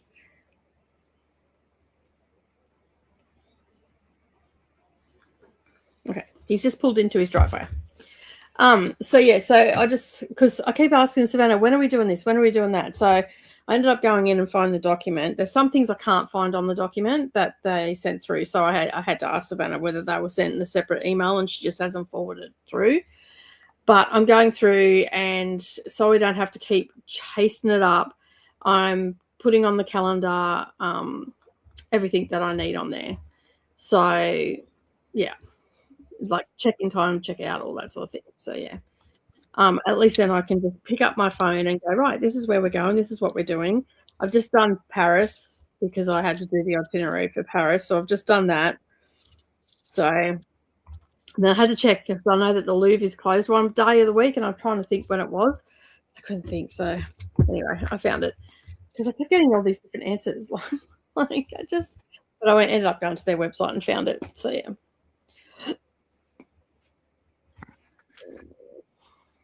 Hi, I made it. I was just saying I've got to head off. Oh, dang it. Yeah. Well, my sprint, I moved books. Look, see piles? Mm-hmm. Piles of books. Piles and piles. So the kitchen table is almost all the way cleared off. I'm going to be able to diamond paint soon. Nice. I did. Nice. And so that was yeah. about it. Ran to the store. Yeah, I finished my book. Drink. I've got to write a review for it. Yeah, I've got to write a review for it. And then, yeah, I'll probably do that later tonight, though. I need to still write reviews, too. But I'm prioritizing. So first, the thing that I've been working on, and then, the thing for the first, plus my TBR. I still need to make my TBR for boot camp. Oh, and I looked on Amazon, on Kindle, and there's a ton of versions of the Divine Comedy on there. I'm like, I don't know which translator I want. There's so many different versions. Your guys' translator, because Jessica Kiwi sent me the one that or a link for the one that you guys were reading. Oh, I haven't started reading that. I've got a different version. I had it. I didn't think I had it on my Kindle, and then when I checked, I did. Oh, who's your or translator? That is a really good question. Let me just pull up my Kindle. So I Googled, and everybody's consensus is pretty much that starts with the C would be the best version or translation. But it depends on if you want meter or rhyme or straight translation, right? Because it doesn't always cross over exactly. I got the Penguin version, the Divine Comedy. This is my cover. Okay, I think they have more than one version. And this one is translated. That's why I said this with the Penguin version. This is my cover because they have multiple different ones, right? Gotcha. And it's by Robin Kirkpatrick. Kirkpatrick. Is the translator. I haven't seen, or maybe that one was on the list.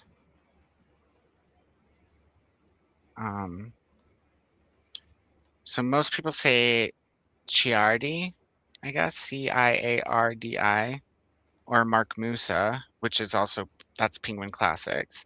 Then there's Dorothy Sayers, who's a Penguin Classic, and I've heard, or I read good things about her, actually in Reddit, not just via Google. Mandelbaum, those ones are supposed to have original form and poetic flow compared to the first two, which would be more for casual reader, first timer. And then it says for scholarly study in depth, the Hollanders, excuse me, Robert and Jean Hollander, or Robert Durling and Ronald Martinez, or John Sinclair. And what did you said, Mandelbaum? No, Kirkpatrick. I don't see that one listed, but I feel like it was one somebody mentioned in Reddit. This was translated in 2006, 2007, and 2012. There's the copyright on it. Nice. Okay. Kirkpatrick, the Divine Comedy, Kirkpatrick or John Ciardi, says someone. So I knew I had seen the name somewhere. I just thought the main reason I got this one is because I really like the cover. Right. There's some new ones that on Kindle Unlimited that I tried to Google it, but they didn't have a lot of feedback yet. Of course, they have good reviews. And then there's one that's only 50 cents. This is I don't even know what I paid for this one. Then there's a couple that they don't even say who translated it. It just says it's by Dante. It has no translator even listed, like this one. Oh, okay. And that's interesting. I think this is the other one that doesn't have a...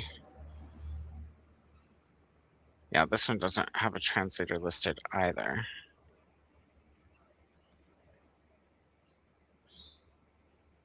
And those are both on KU. Yeah. And then the 50-cent one. Oh, I got approved for another Nick Kelly book. It's called Discordant Cultivation. It's a dark. What did it say? Dark. It's a dark romance, but I forget the genre. It's not like your typical. I'll have to look on the site because it doesn't say on the book that I downloaded. But I thought that was interesting. Let's see, it says a dark captive musician romance. I was like, okay, yeah. So that's exciting. I've got plenty of books to read, that's for sure. I'm only down to 10% though, considering how many they've approved me for since I hit 11. I feel like that's pretty okay. Like I still can make a comeback. I just need to start by writing all the reviews of the things I've read already. So that's on the list too. Yeah, it looks like Jenny took off. Night, Jenny. What else did I miss? No, not much, huh? We had a lot of hellos come through.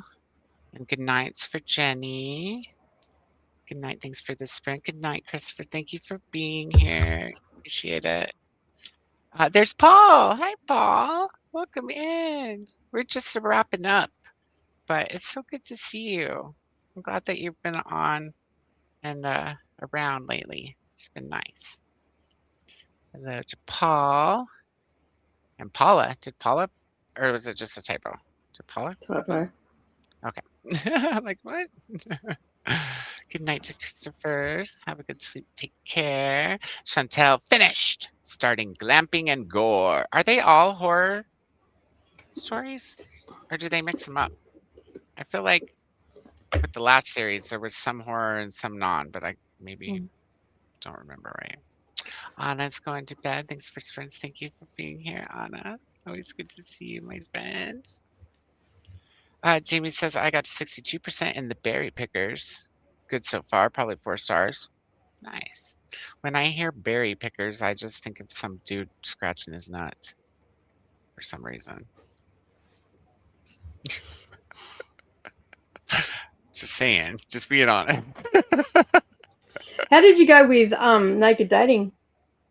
Oh my God, dude. We're addicted to that show. And it ruined the American version because we're not going to watch some censored bullshit now that we've seen that.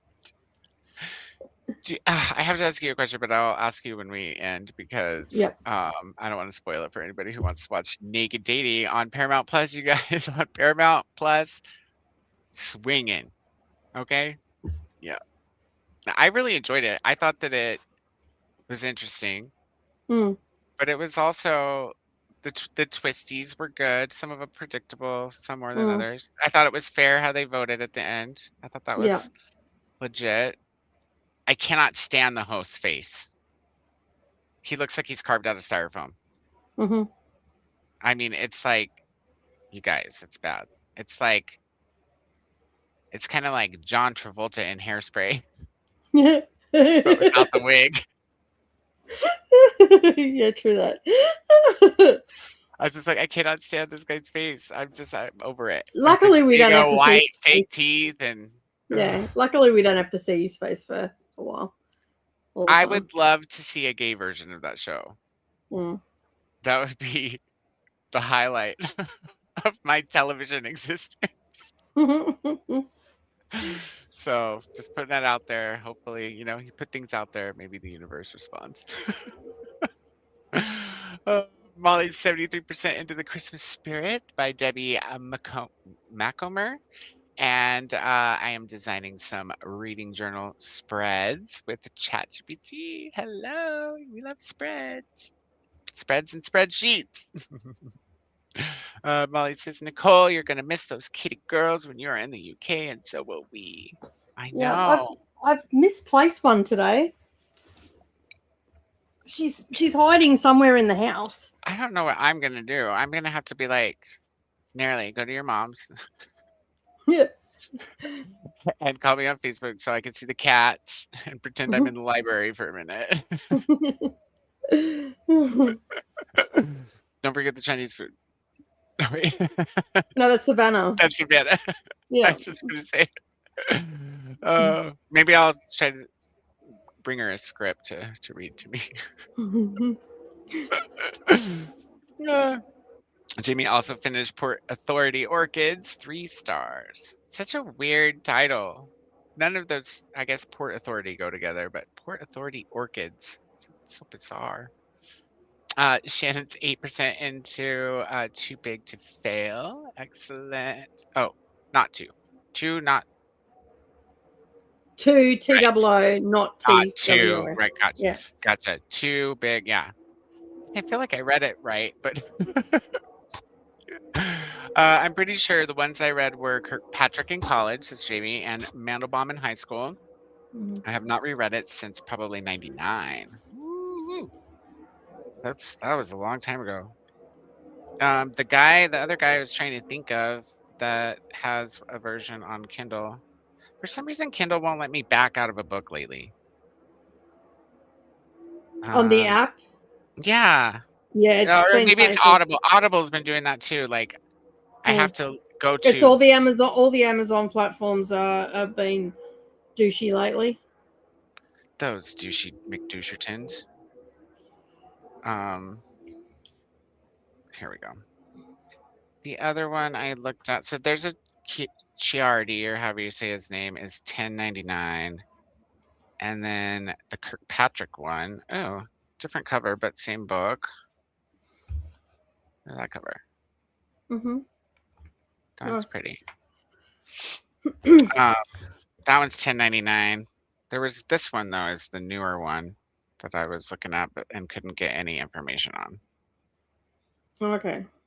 So this is David Just Petalt. just hold off. Maybe, yeah.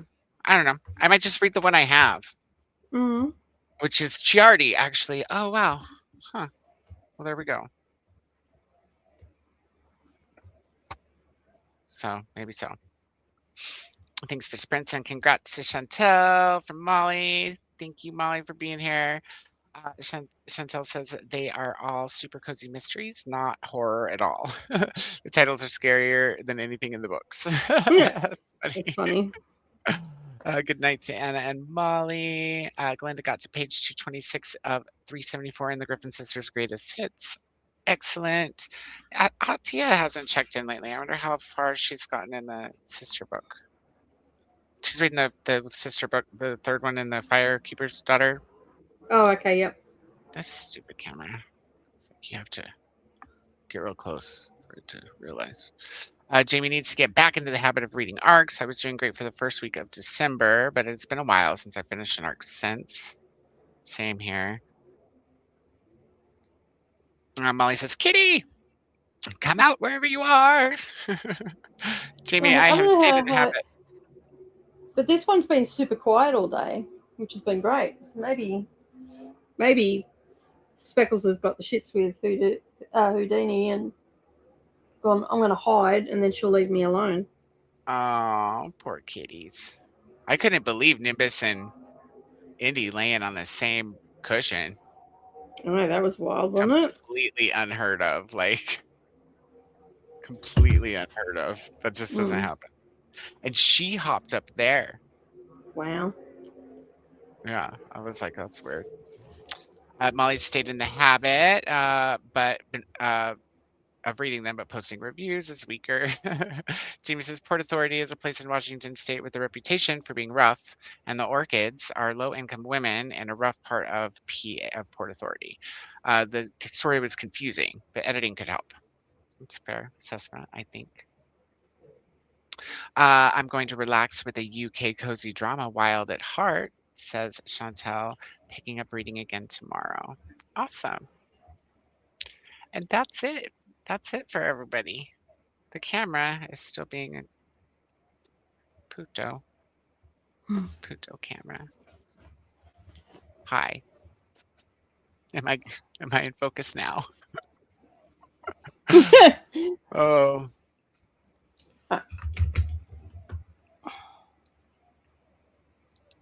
There it goes. Oh, he's so cute. I love kitties. They're the bestest. Oh, cute little baby. That cute little baby's a menace. I love it. I love it. She'll probably be a real good kitty, though, one day. She follows me everywhere, though. Like, wherever I am, she is. So if I'm in my room with the door closed, I'll open the door. She'll be sitting on the sewing machine there, sleeping. If I walk to the bar, if I go into the bathroom, shut the door, open the door, she's sitting there. If I go in the kitchen, she's at the door when I open it. That's just how Indy is. She's like follows me out to the mailbox and. Are you sleeping, sitting Go up? up to Max and Megan's, and I open the door to leave, and she's on Max and Megan's porch. Like, oh, look at Are you sleeping? Kitty. I keep forgetting she can't hear me.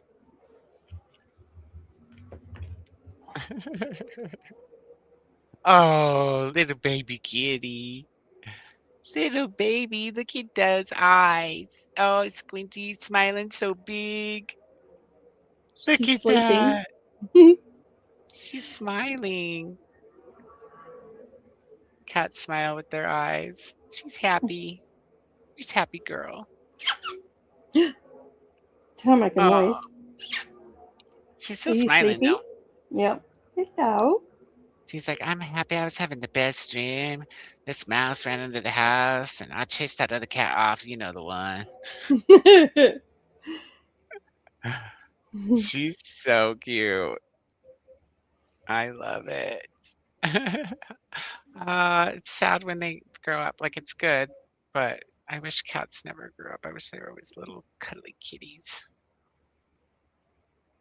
Then they wouldn't have to get old. Jean's saying cat TV. She's gonna fall over in a second. She's tilting forward. That's so funny. Jimmy says Houdini and Speckles need their own social media channels so they can collect their own fans. True. Nimbus has a Facebook, so does Indy. I can't remember. I can't get into Indy's though. It's a tragedy. Oh my God, Kitty, says Monique.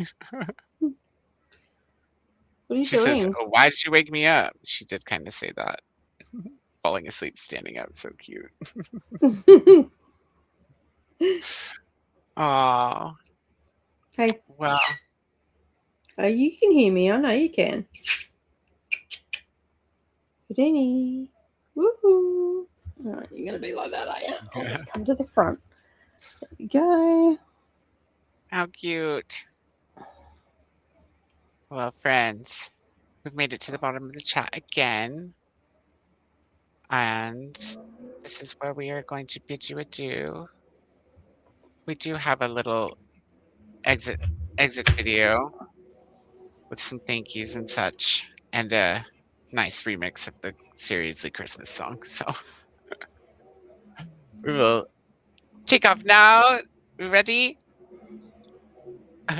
Everybody have a great night. Thank you for being here. Please tune in, and Nicole will be back on Tuesday. We'll be back together on Thursday, and we're going to be starting Green Rider next time. Have a good night, everyone. Thanks. Seriously, holiday. Seriously, Timberland. Seriously, kind of good. Seriously, Christmas. Seriously, all the things.